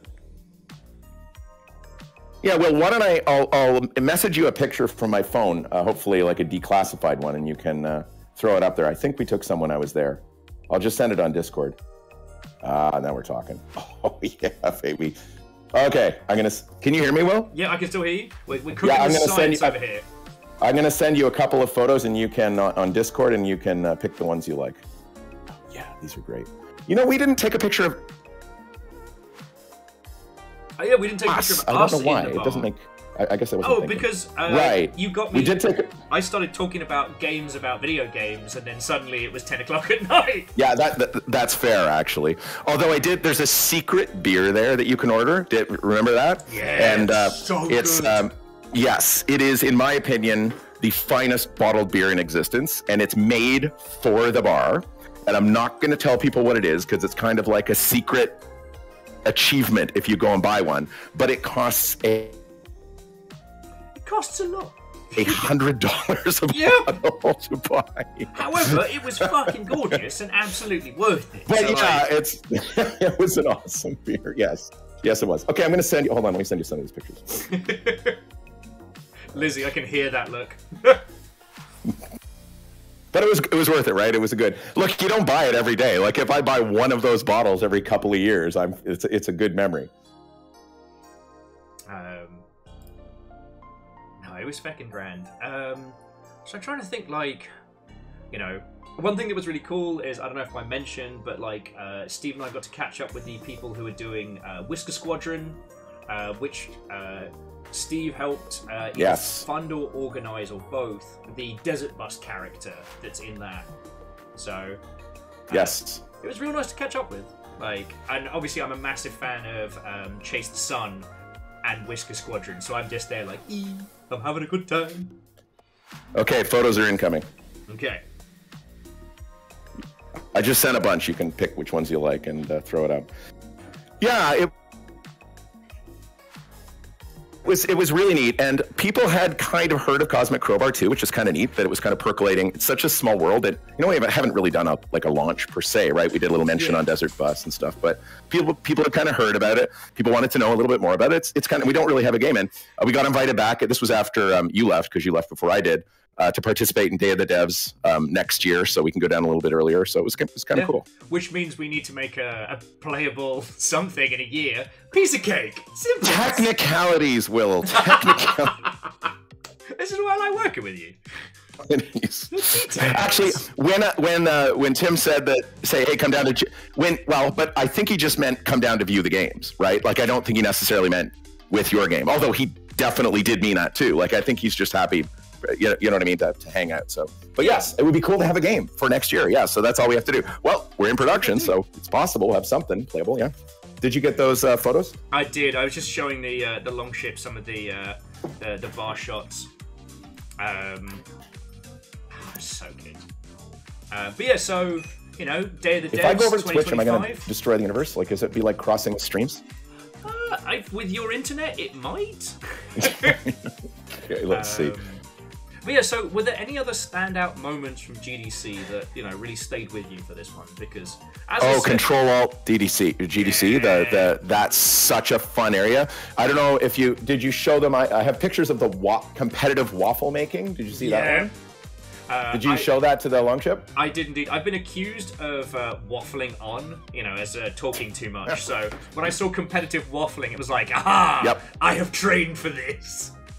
Well, and there was the Chair Devil game, which was you control a wheelchair IRL to move around, which is really neat because one of the characters in the game is canonically in a wheelchair, based on my friend Teal Scherer, who's going to play her character T. Oh, by which Steve means that in Cosmic Crowbar. In the game, Teal Raston. What else? There was yes. Who will be voiced by Teal Scherer, who's IRL a wheelchair user, and I've worked with her a number of times on projects. Do you remember that one with the rocking chair? Yes. Where it's called Get Off My Lawn. So you play as an old man in the an old person. We don't know any more information than that. You have a rocking back and forth with a light gun, hosing children as they try and hose and a beer, so if you don't rock the chair, you'll fall asleep. You fall asleep. And the beer is like you're overcharged. And every so often you can drink a beer for something, and you have to, right? And you're spraying kids to get off the lawn. And if they don't, if the kids are like jumping around the lawn, they'll kill the grass. And so I went down with my son, and he had a blast playing the game. It was awesome. So the Dracogen delegation was Will, myself, and my son. So that was a good time. That was a good time. I got a lot of great photos. It really was. I mean, so from my perspective, like, it wasn't like you all were green beans, but it was just getting to show you the parts of GDC that I love, and like you having a great time with it. You absolutely made that guy on the Godot stand's day. Like, I don't know if we can talk about it because it's a little bit. So let's talk about that if we can. Oh yeah, no, mate, you're the person I'd ask.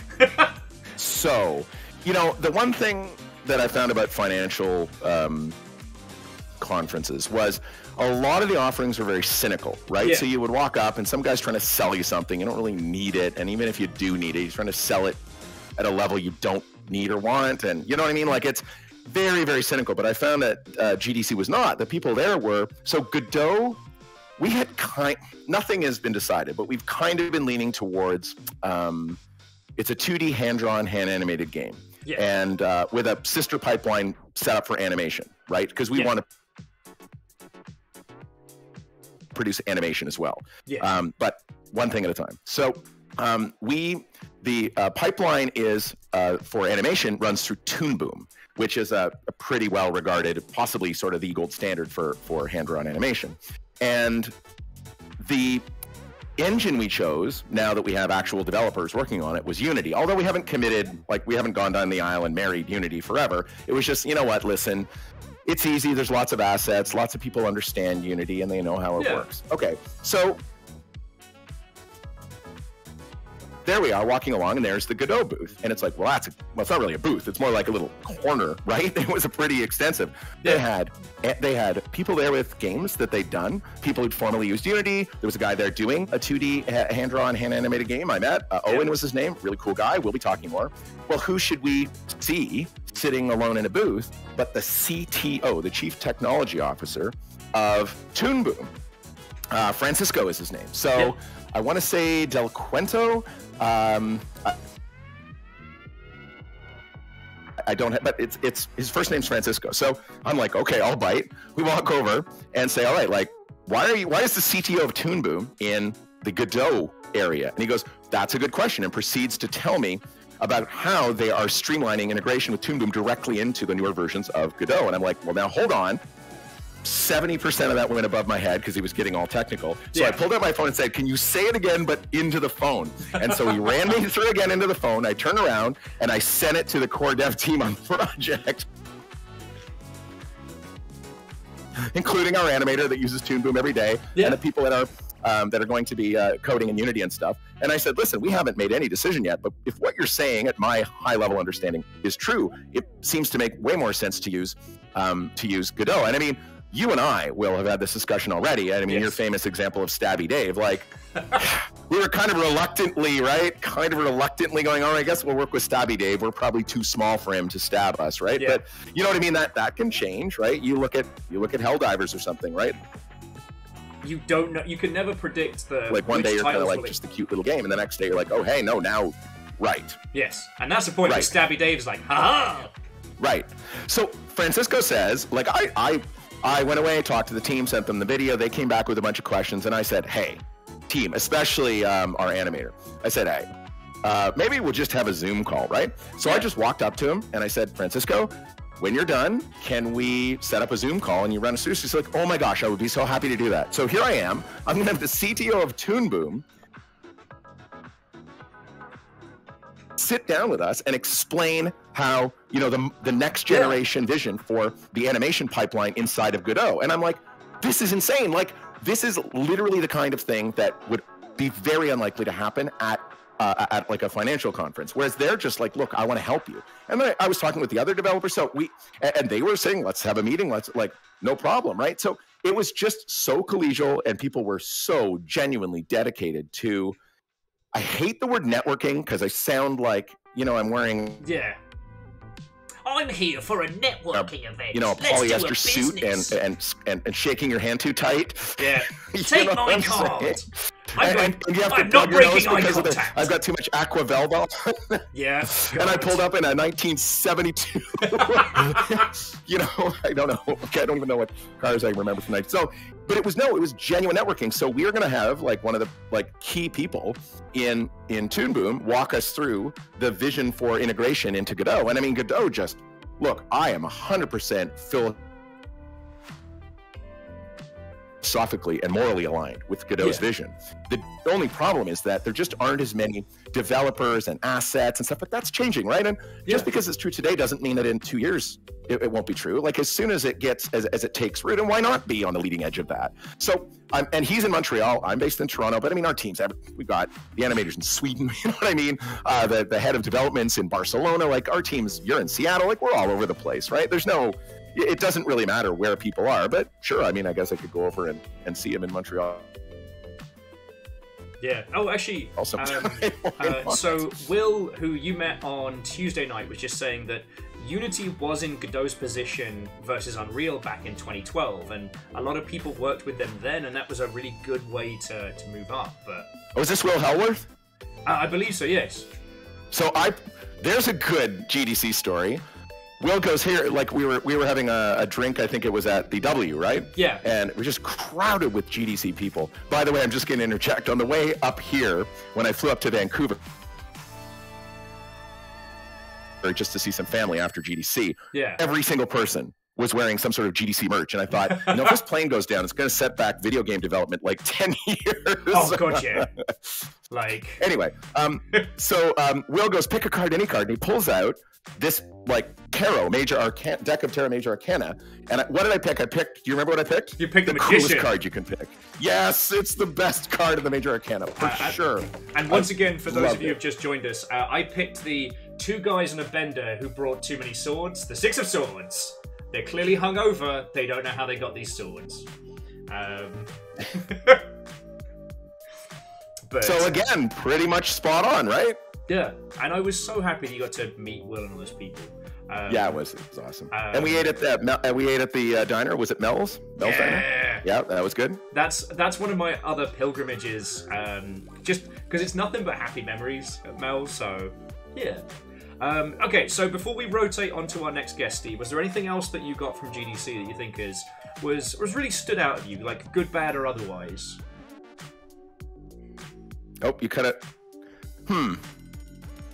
I mean, so I had one of my sons with me, and that was kind of cool just to be there with him. That was his first GDC as well, so it was just a cool little moment in time. I mean, it was. I used to come to San Francisco a couple of times a year, and I have so many great memories of the food there, the people there, and so many.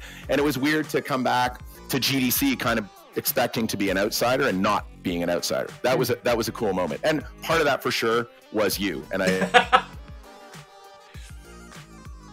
thank you for that. That you really helped. It was awesome we did the remember the collective scream? Did you talk about that one? Yeah, I did. I did my very best to time it so that we would meet up just before that got started, and I achieved that, and I'm very proud of myself.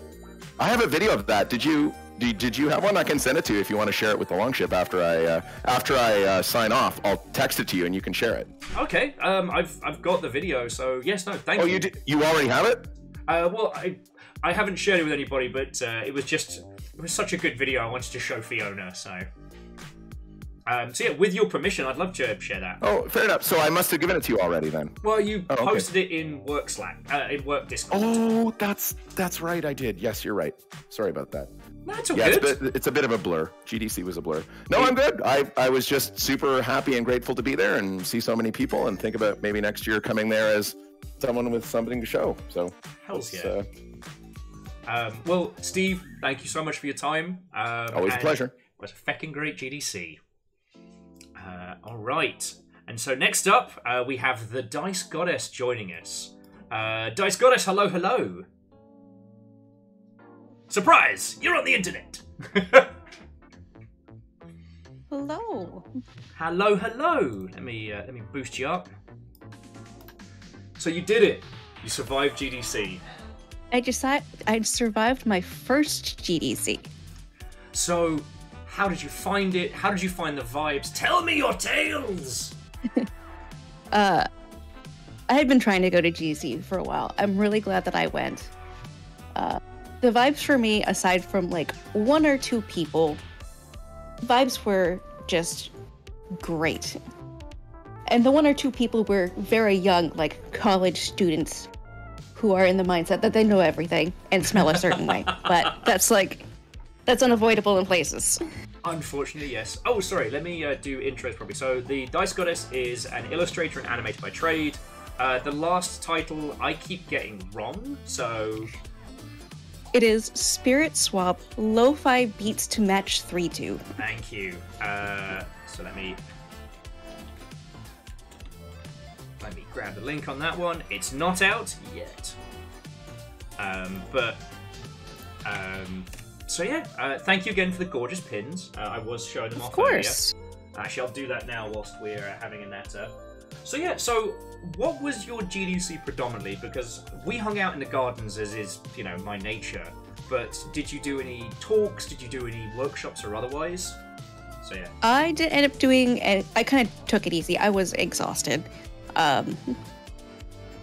It's my first time being out of the house, not with family, since before the pandemic. Oh wow, I didn't realize. Yeah, I'd been cooped up for a while. It's been a hot minute for me. But yeah, my week was mostly hanging out in the gardens and like just meeting people and occasionally meeting people. Yes, Nick brought mead and it was amazing. And I wish there was more.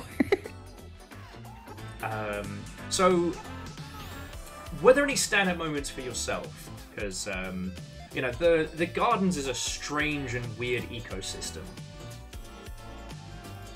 Just like being in the gardens, like in general, was just like great. I met so many people. Thank you. You introduced me to a lot of people. But I'm very happy with my decision to buy a blanket to just sit in the grass. That was a power move. I hadn't considered that. So Yeah. For those of you that I didn't tell to, so the dice culler's got like one of those camping quilts you could just put on the ground, and like the sheer number of people that came over just to have a little sit was so nice. Yeah, like if I'm going to try to go next year, and I want to get a bigger blanket, and I want to get something that people can like write messages and stuff on, so I can have like a little yearbook for the week. Way cool.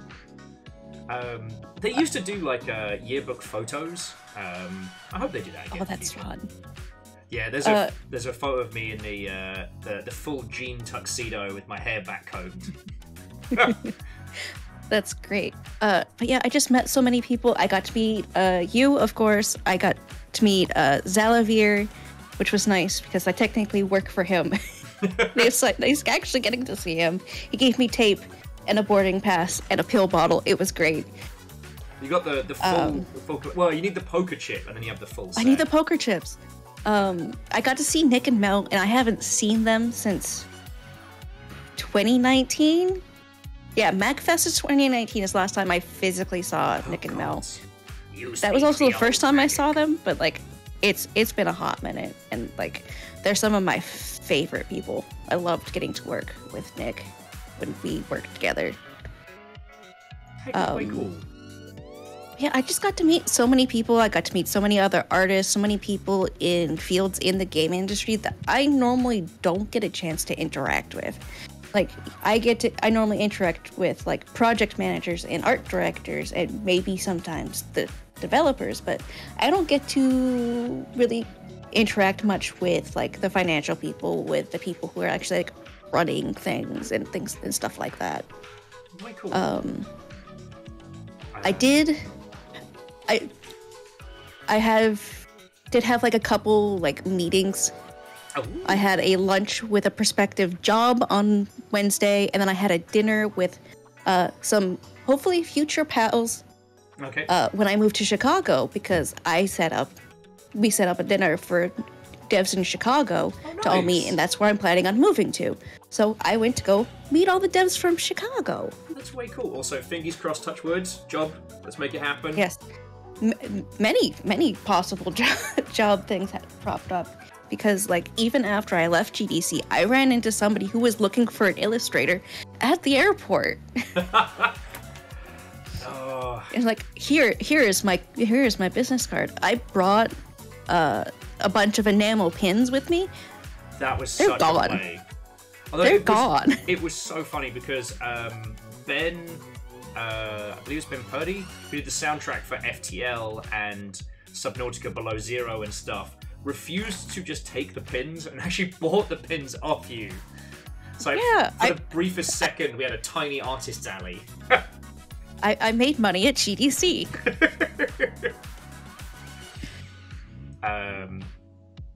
Feckin' brilliant.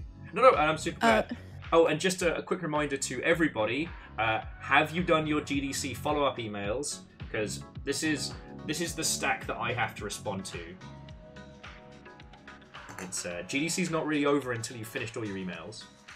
Yeah, I'm still working on mine. I still have quite a few. You left Thursday morning, so you weren't around for this. But on Thursday morning, like right before noon, there was a meetup in the Yerba for Trinket Trade, where a bunch of people just gathered in the gardens by the gazebo. I was the first one there, so I laid out my blanket. Kashid has wares. Kashid has wares. So like I was the landing spot for this meetup. And it was just a bunch of like people trading little bits and bobs. Oh, that's so cool. And I have two fun stories out of that. Is I met Adrian Pazier, the developer for In Stars and Time. Oh, nice. And I got a couple of zines from them. When I got back to Boston, I gave the zines to my teenager because I thought, oh, this is the sort of style of thing he likes. I'll give these to him. He started freaking out on me because In Stars and Time is his current hyper focus. Oh shit! So you came back as the cool parent. I came back as the cool parent, and he was mad at me for not telling him immediately that I had met this person. And of course, I relayed this story to Adrian Pazier about what happened. That's fucking brilliant. That was really fun. And then all week, one of my partners, my wife, was sending me the Eggman meme where it says, "I miss my wife, Tails. I miss her a lot." I'm back in the fucking building. Sorry. I don't have a video. So I wasn't completely paying attention because I was trying to trade for somebody for their translucent green pager. Okay. Like you do. Like you do. And instead, I traded them a set of pins for a couple of keychains they had. Okay. One was a very tiny harmonica, which I immediately gave to Mel as my music pal that was there. And the other was a keychain that I didn't look at until later that night. And it is a double-sided acrylic keychain where it's Eggman and Tails having a drink, and it says, "I miss my wife, Tails. I miss her a lot" on it. Bravo. So that's a find. That is on her key ring now. Fucking yo. That's so good. Just like an amazing experience. I had a great time with everyone. There was so much good food. There was lots of cool people to meet. I had a great time. I enjoyed screaming. Screaming was nice. Yes, I have downloaded the Scream, so yeah. I'll be able to show people the Scream perspective from Steve. Good. I managed to not get sunburned.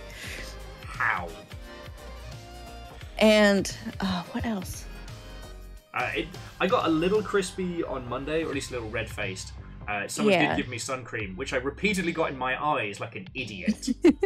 Yeah. I did end up wearing a hat like the last day, because like I'm gonna wear my fucking hat. But it was such a good time. What else? The award show was energizing. I just came out from that like, I want to make things. I'm going to go make stuff. Way cool. Also, heading into the award show, I got to see Chorby, and I got a pin from Chorby. Yeah, I also have my Chorbin pin. I got my Chorbin pin right there. Yeah. Gone Chorbin. Oh, I made sure to also... these pins here, these are Dice Goddesses ones. So, fucking cute. Yeah.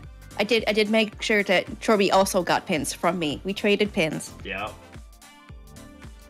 I will admit, I didn't quite like going to people and being like, secret pins. Yeah, I'd been holding on to those pins for a long time, so I was like mostly just offloading merch that was sitting around in my closet. I mean, but like, that makes sense. I'm sad I missed the meat, the trinket trade, because like that would have been my fucking jam. It was so much fun. Somebody was handing out itty bitty tiny ceramic birds. I had a little Stitch backpack that I had my dice with me in for the trip. Yeah. And I traded dice bags for somebody who had an Amy Brown lesbian fairies dice bag. Okay. I don't know if anyone here is old enough to remember Amy Brown fairies, but they're like, you see them at... I'm waiting to see if anybody reacts. Although Steve just also wanted to say thank you to you for the awesome pin as well. Yes, I got to meet Steve. Steve was great. Just like so many cool people making cool stuff, and it was just cool. I did have one run-in with a kid trying to pitch AI. The thing is, he was pitching to a group of artists. Oh, honey, no. We kind of just all smiled and nodded and then threw away his paper when he walked away. Poor little. Like- Oh no. Like, this isn't the place. We're all the artsy types. We were trading stickers and shit. Yeah. It's like, buddy, you're talking to the wrong crowd about AI generated 3D models. Literally the opposite of what you all are about. Yeah. So yeah, before I roll on to our next guest, is there anything else from GDC that that really stood out to you? Everyone was just great. I felt so welcomed by the industry, and it's been so long where I felt like I was actually like part of things because it's been so hard looking for a job and everything. But like actually feeling like I'm part of things again was something my imposter syndrome and my ADHD and my anxiety and depression all needed. Yes, that's the feeling that gets me through the long nights. You know what I mean? Yeah. Well, so Dice Goddess, thank you so much for jumping on the line, and it was lovely. It was lovely to meet you at GDC proper. It was so good to meet you and everybody else. Okay, so I'm gonna plunk you back in the green room for chow, and let's bring on our next guest. We're on rapid fire. Like I said, making it a call-in show. So to the Swan Dragon, Swan, Watto and welcome. Hello, hello. Hello, hello. Let me adjust your volumes. Hello, hello. Hello, talking just a little bit so you can get a good sample for that as I switch over from listening in on Twitch. It's all good. Again, no one needs double will. So, how was your GDC, friend? Tell me your tales. It was fantastic. So yes, this was my first year here as well. My first year doing GDC and all of that. Okay. And it was mostly panels, especially like Wednesday and Thursday. Basically the entire day. But I guess so. Who I am, I should probably say that as well. Introduce yourself to these lovely folks. I should have been a better host on that one, so don't worry about it. You're good. Yeah, so I'm Swan. I work for a company called Brinkbound Games. We're still pretty early and new, so we don't really have anything public presence. Okay. But I do game design. Graduated a year ago. Been doing this for about 5 months now. Way cool. So, yeah. What did your GDC look like? Were you there for the talks, the workshops? Were you hunting the elusive funding dragon? What was your? I didn't have what was yours? I didn't have to worry about talking to funding at all. My boss did all of that. So that was nice at least. Mostly panels, especially. So yeah. So there were. I was like looking back over my schedule, and it's mostly just I blocked out basically the entire day, Wednesday and Thursday for panels. Looking through the schedule, made it to most of them. Which was great. Highlights were probably well, I guess first like the there's a really good talk about like the situation in Ukraine and all of that by Elena on Wednesday morning, and it was fantastic. Actually, if you'll forgive me for interrupting, that is go for one thing that was great to see across the board was how. With the Game Awards, there was no talk of layoffs or the current state of the world or anything like that. GDC was the exact opposite. There was a genuine call for ceasefire. There was genuine discussions of huge world events that are affecting us all and the state of the industry and things like that. Like, it was wonderful to see that, you know, almost everybody that got given a mic and a stage used that power for good. And that was something I personally observed. At least from like the awards and the varying like evening talks and things like that. Sorry, please continue. I really wanted to try that. No, you're good. That was a good tangent. Yeah, no, I didn't actually make it to the awards show that night, but I heard about it a little bit and then went back and watched the VOD.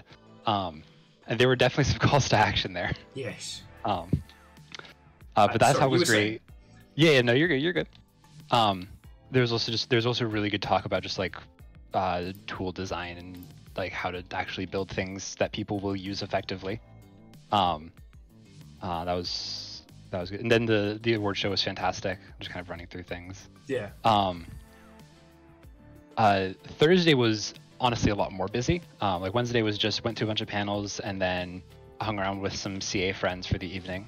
There are a bunch of I graduated from DigiPen, and there are a lot of DigiPen people who are CAs. Yes.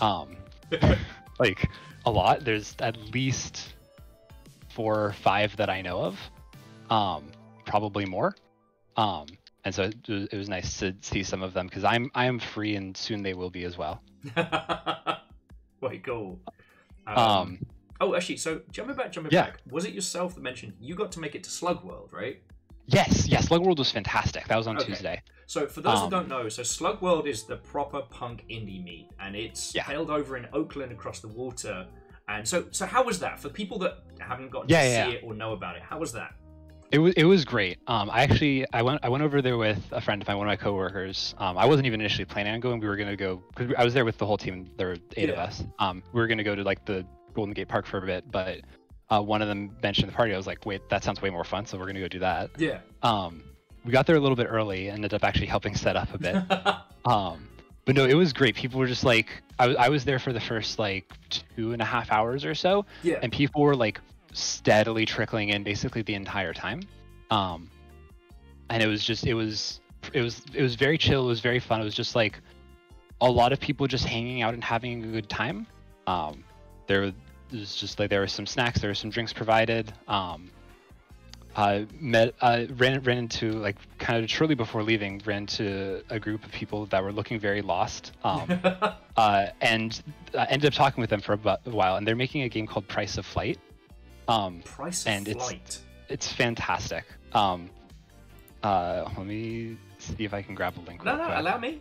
I'm host. Okay, go for it. Part of those also because they have their website that's not as there we go. Humanity has declared war on birds. Okay, if anyone can come up with a better opening line for a trailer, bring it. Okay, humanity has declared war on birds, and the birds are losing. Fucking brilliant. Yeah, no, great. And also, here's their website as well. I don't know for sure if that's linked on Steam, but it's great. Yeah, so I ended up talking with them for a bit before we went back. And it was, so Slug World was great. It was just there was music going, there were people just hanging out and having a good time. It was very, very it's very queer, but it's like it's a good spot to hang out if you need a bit of time on a Tuesday. I wasn't able to stick around for the lot because they did a Lost Levels session. Oh, nice. Which I sadly wasn't able to stick around for because I had other evening stuff. But from what I heard about it, it sounded like it went very well. And it was like a nice parallel to the one that ran on Thursday. Which is as the closer to quote unquote official one, even though there isn't any such thing as an official one anymore. Yeah. Well, that's fucking cool. Yeah. So, what was your? I guess because you were hanging out with the CAs and seeing a different side of the GDC. So, like, what was your take on the vibes this year? I guess of the CAs that I talked to, like, on their end of things, it sounded like it was going relatively well. But also that there's a lot of stuff that wasn't going very well, and like their systems are some of the only ones that are working as they're supposed to. Okay.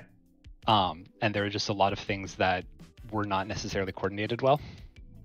There were also just a lot of accessibility issues at GDC this year. Yes, I don't know if they had to tap one out, but I know so Firesong, who was in earlier, trying to navigate GDC in a wheelchair is a challenge.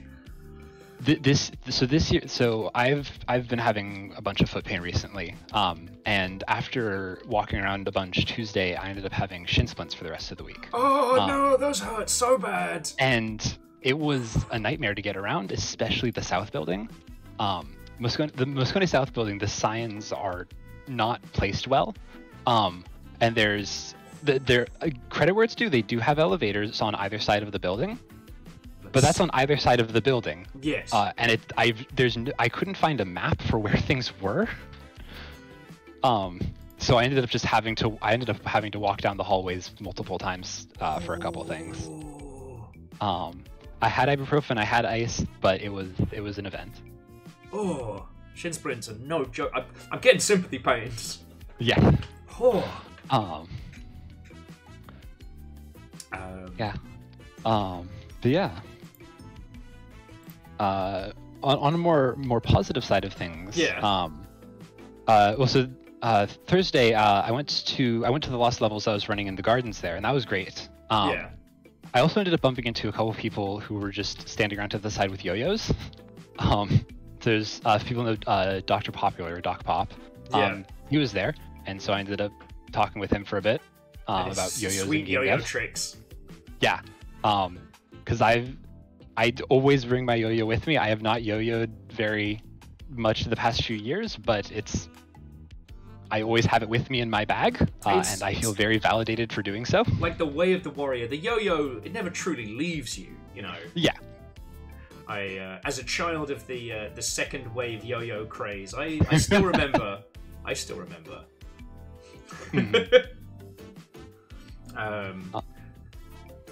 But it's one of those great things of like, and it's kind of an aside to an aside, but like when we talk about air quotes networking at GDC, it's not the, as Steve was saying, the firm handshake and the crazy eye contact and the hi, I'm trying to sell you a thing. It's just genuinely connecting with people. You know, sometimes that's drinking yourself blind in a tempest at 1 o'clock in the morning. Sometimes it's doing some cool yo-yo tricks and just chatting.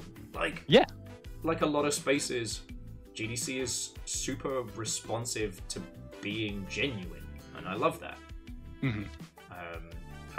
As an aside to an aside, Pineapple Guy was legit. He wasn't just being weird.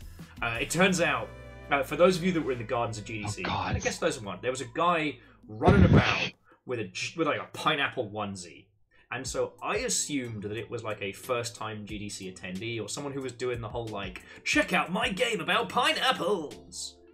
No, turns out dude's luggage got lost, and that was all he had to wear, so he just fucking just owned it. He was like, pineapple time! Oh my goodness. I respect that. Yeah? Did you see the giant chicken, by the way? I did see the giant chicken. I was trying to work out if the pineapple and the chicken were related, which we now know they weren't, but I was like... It was really funny to see when we were first getting to the garden.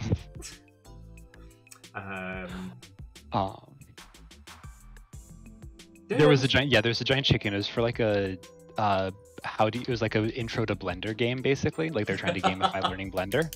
Oh, that's nice. I got their card. It seemed neat. Gamification of learning Blender. Fuck yeah. Should check that out. I don't remember what it was called. I'd have to go grab the card. We can do that later. Actually, I mean, if we don't talk about it on stream, please let me know off, because 1, I'd be very curious. 2, we got to send that to Floydo, because that would be funny as fuck. And yes, Dustin, Pineapple Man does need to go to the Pineapple Museum in Okinawa. That's if we're ever stupidly wealthy, we'll just send him there. Actually, in fairness, if we're ever stupidly wealthy, we're going there. Pineapple Man can wait his turn. He can pineapple fund it himself. Long ship first. So I'm just trying to think. Was there anything else stand out on like Thursday or Friday? Because obviously I was gone, Thursday morning. And it turns out, yes, I can still chain drink 5 vodka Red Bulls. Fuck yeah. Also, why do my insides hurt? But yeah, so from Thursday and Friday, were there any other like standout moments? Yeah, I think I'd say there were like 2 other main highlights. Friday first, it was basically the last talk of the day, talk of the week. But someone from Riot, from their fighting game team, did a talk about player mythologies. Which is just like there's like the in-game archetypes that you play are also just like the fantasy of playing the game. But there's also what the player is actually doing. The example that stuck the most with me is like Civ 6. The fantasy you're playing is you're a world leader. You're directing all of these things that are happening. Okay. But that's not what you're actually doing as you play the game. You're not really leading things. You're just kind of playing a strategy game. Contrasted with like being a WoW guild leader. You are a leader. That is what you are doing. Yeah. And that was really interesting. And then tying it into like their fighting, like tying it into fighting games and how they developed around that. I fucking love that. It's a great. But it was, yeah. No, that's really fucking cool. So Swan, I'm so glad you had a good time. Like, and thank you for sharing tales. I always want to get out to Slug World, so I never get the chance. So it's fucking cool. Yeah. Right, I'm gonna chuck you back into the green room if that's okay. Yeah, sounds good. And friends, miscreants, game devs, and legends, I have managed to steal a Zalavir Nelson. Hello, friend. Hello. What ho? How are y'all doing? I'm doing real good, mate. How are you? Pretty good. I'm eating my first meal of the day. I'm gonna tank down some cereal. So in between statements you make, you can just imagine crunches and general food asthma that I will not subject your audience to unless they pay me first. Because I've heard that people pay for this. People pay for this. Question mark? If there is a cereal snacking scene, I haven't found it. I mean, have you been looking for it though? Touche. So, just in case any of you all haven't met, this is Zalavir Nelson. Zalavir heads up Strange Scaffold, an indie team of renowned, responsible for such games as An Airport for Aliens, currently run by dogs, Witch Stranding, that one game that teaches children to gamble, and the wonderful upcoming Life Eater, which is a happy game where nothing bad happens at the end. Much like El Paso Elsewhere, it's another one of our previous games. It's a happy game where nothing bad happens that also contains an abusive relationship. And you'd be like, how did nothing bad happen in this world if there's an abusive relationship? And I'd say, why are you asking all those questions? What do you not want to be happy? Right? What are happy you? people don't ask questions. What are you, a Fed? Friends, I have thrown the Life Eater link into chat. Please give it a wish list. It's coming out April 16th. So, Zalavir, you move at the speed of light.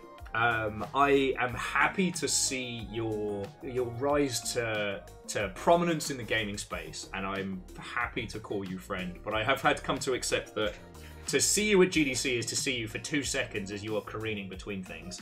How was your GDC? I think GDC was fascinating in the sense of, like, it was both a confirmation of the human spirit and the desire of game developers to, no matter what, ship great games to players, as well as a confirmation, to me at least, that the industry will not stop failing them anytime soon. Yeah. A great example of this is publishing deals. So deals are still getting signed. Yeah, I even spoke with how was that legal folks. It isn't that money has totally disappeared from, like, some statements that have been made recently. Yeah. It's that there is a caution and a fear around that money, and the deals are getting worse. So previously, one of the common things in game development, for those who are not familiar, is this concept called recoup. Before you receive any royalties on a game, the game must make back 100% of the money that was put into it by a publisher or investor. And if that doesn't happen, you never make royalties. And that means a lot of indie studios, 1, never ship a game, and 2, never release a second game because they're already dead. Because it's essentially you taking a 4-year moonshot to develop a game. That's the one thing you do full time. And if it doesn't make back all its money within the first month, you're dead. And the newest thing that's coming along is publishers will fund your game, but rather than 100% recoup, meaning you must make back all of the money the game has made before you get a single dime of royalties, they're now starting to propose things like 115% recoup, 150, 200, sometimes 300% recoup. So the publisher makes back 3 times what it made put it into the game before you get back a dime. And those are the kinds of things that, again, I'm confident that games will continue to get made. That is a human spirit. That is creativity. That is a desire of developers to bring their audiences the best, coolest thing they can. But late-stage capitalism sure is eating us all alive in the process. Yeah, we were talking about this earlier on with some of the other guests with Nick, and it's like, you know, we were hearing tales of like full IP retention, and even after recoup, some teams were offering like 80-20 rev share, and let me tell you, the dev's not getting the 80. And the other one was like company percentage as well. Like, some of the deals I was hearing about were bad. And what we were talking about with Nick was how, you remember a few years ago when Raw Fury released their indie contract? Like, comparable to what's being thrown around now. That's practically a lovely setup.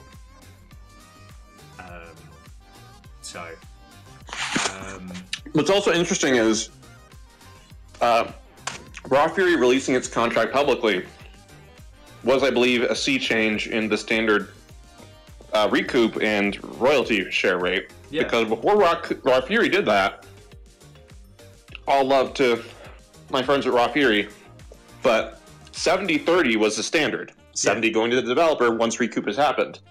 Raw Fury says, hey, our terms are 50-50. It's always been 50-50. It always will be 50-50 if you work with us. Yeah. Now, every publisher I talk to is saying 50-50 is what it's always been. It's like, no, because I was here before that.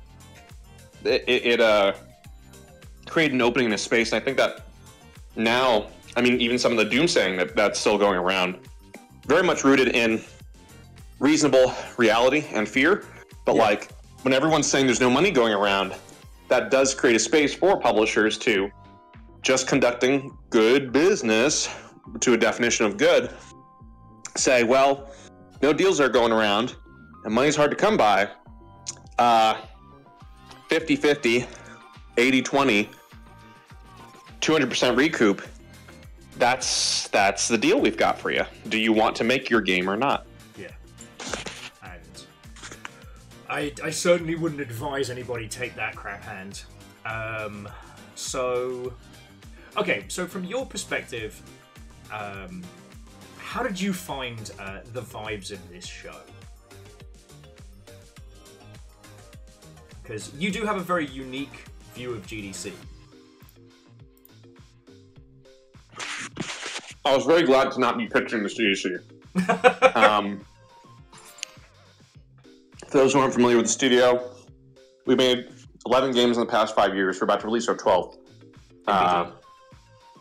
We just signed a 5-game deal, and we also have other games not part of that deal that are also in development and to some degree or another funded. So we're in a pretty special place as a studio and as a creative voice in the industry right now. Being at GDC in that position was pretty damn good. Got to shake the hands of a lot of people who, by their benign neglect or otherwise, would have seen our studio sink beneath the waves. Some of them even apologized, which was nice. Oh, lovely. That's not something you it's hear. late, but nice. Yeah. But like, the vibes were, again, developers were determined to make the best experiences possible for players. A lot of people thinking about how they can build sustainable businesses that also serve players amazing things.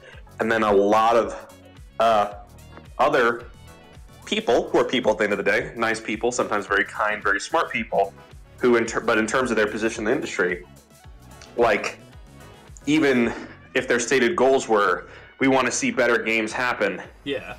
And then they were offering some of the terms that we're talking about, they are not creating the systems necessary to create better games, a more sustainable industry, etc. So the vibes were a lot of human hope standing against the darkness. The GD Scream, I think, is an interesting example of that. Indeed. Where it's like, okay. I've actually, between you and I think we have Damien on next after this, I actually have a video, a high-quality video of the Scream, so I'll have that for everybody in a sec. I felt... Oh, no, please. Oh, sorry. I was just going to say, I think that the vibes were really welcoming and warm and lovely among Hell yeah. developers. There's a lot of even the scary thing is there's a lot of publishers in a weird place right now. So there's a lot of camaraderie in that, but damn, I wish the industry was not cannibalizing itself. Yes. As it continued to serve more players than ever.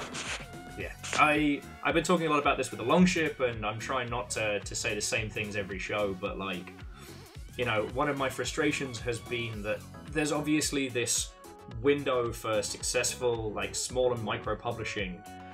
If one weren't trying to make the number go up, the hunger for games is definitely there. We're selling more games and more varied games than ever before, and like, whoever ends up doing it is going to make, like, I wouldn't say make bank. We're not talking about like a, you know, the old 100x return, but is going to create a sustainable environment that will last for like 50 years. And it frustrates me seeing that gap and knowing that that's not a thing that I can communicate to the people who can fund it. Like, I know you know. I mean, it's just. I mean, part of the reason for this is like building a machine for that will last for 50 years does not bring you as much immediate or inherent profit as a machine that will bring you all of the money for 10 years. Yes. And then fall apart, which is why games productions even run the way that they are. They tend to have very spiky dev schedules where the ideal would be you have a small group of people in pre-production figuring out what the game is and how you're going to make it. And then you bring in more people to gradually make that thing, ideally with focused roles and goals, in order to make sure that that game is made economically, based off of found information, tested assumptions, brought to market, continue the dev cycle as especially people roll off of a project. Hopefully they can roll onto another one or be the genesis of a new one. Yeah. In games, instead, once a pitch gets approved, there tends to be a big flurry of activity around the beginning of production, and then in the middle of production, where you staff up again and try to make the thing happen, and then near the end of production, where you staff up again and or crunch the people you've got to push the thing over the line. And the reason is because if you're staffing and then firing and then staffing and then firing, you can have, especially at the end, all of the benefit of a project coming out and making a lot of profit, as well as on the books, you know, a big red line through a bunch of expense numbers and say, all this profit, none of these people needed, until you do post-launch support the next month, and you're like, well, dang, I guess we're going to have to hire some people. And Sven Vinky over at Larian talked about this in his Game Developers Choice Award speech, which I had the honor to present to him for Narrative, where he was like, yeah, we have the cycle of saying there's no developers, hiring a bunch of developers, firing them again, and saying there's no developers, we need them again. And it results in worse games. It results in very spiky profit machines that provide, you know, a big line on the NASDAQ, but those machines are extremely prone to failure. And what we saw in 2023, and what we're going to see over the next few years, unfortunately, is a lot of those spiky machines not being able to spend themselves out of oblivion. Yes, you cannot retain the studio knowledge and like you cannot maintain the creative language required to survive if you keep cleaning house and there's nobody to bring in that new squad, you know. Sorry, I know I'm getting a little into the weeds here, but sorry, for someone was saying earlier, and this is a bit of an aside from an aside, but someone was saying earlier, I believe it was Lance, that like, Zalavir, getting to see your industry glow up has been the fucking best, and like seeing you present the awards, the wonderful, and you've done like at least 2 speeches that have gone everywhere throughout GDC. Like, mate, we're so fucking happy for you. You know. Thank you so much. Like, it feels like yesterday it was just you and me talking on what was it, Cellular Harvest, yeah, Cellular Harvest. I still remember raving about Do Androids Dream? Not Dream. Do Androids Pray? Red and Blue version. Like, it's real. I'm just real happy. However, to offset the serious stories, mate, how did you bust your pants open? Mate. First of all, I was demonstrating an export of my adopted hometown of El Paso, Texas. And I was line dancing. I was showing people how to line dance. Okay. And then my pants were fine during all that. I was aware of the structural integrity of my pants. And then I sprinted across a field. Still, nothing. Then I run up the stairs of the SF MoMA to meet a journalist to talk about Life Eater. Still, my pants beautifully intact. Then, while I'm looking for this journalist, I perch up on a chair, and I realize that the journalist has changed their haircut, which is why we didn't recognize each other at first. Okay. And so I get down from my chair as we are about to start the interview, and a giant rip just bursts open, my entire crotch hanging out. Thankfully, adorned with some manner of covering. This is why you never go commando at GDC. Never go commando. You never know what will happen, particularly when you are line dancing. You've already weakened the structural lining. While the shield wall held, the boot scoot was too powerful. What I was doing was Hicktown, so no boot scoot was present. It was Hicktown, and I believe Achy Breaky. Did I do Achy Breaky Heart? No. Did you do Achy Breaky Heart? Achy Break Your Heart is essentially a countrified electric slide. It's very fun. I'll teach you next time we meet. Done. But yeah, I have my entire stuff hanging out. The show goes on. I complete the entire interview. It is a fun anecdote. And then I waddle to the guy at coat check, and I go like, "Please, can I use your bathrooms? I've made a mistake." Meanwhile, I've already posted about this because, as we know, if you turn trauma into content, it's no longer trauma anymore. It's a funny story. So, having posted that, a few people had replied to the tweet, "Hey, you've got a lot of tape with you." And as folks who are familiar with the Longship will know, Will has suspicious tape, privacy tape. He has a piece in his possession advertising Life Eater. I had a bunch in my hands at that time, and I said, aha, adventure game logic. For once, Twitter is a good thing. And tape so plus pets equals privacy tape. Absolutely. I pressed the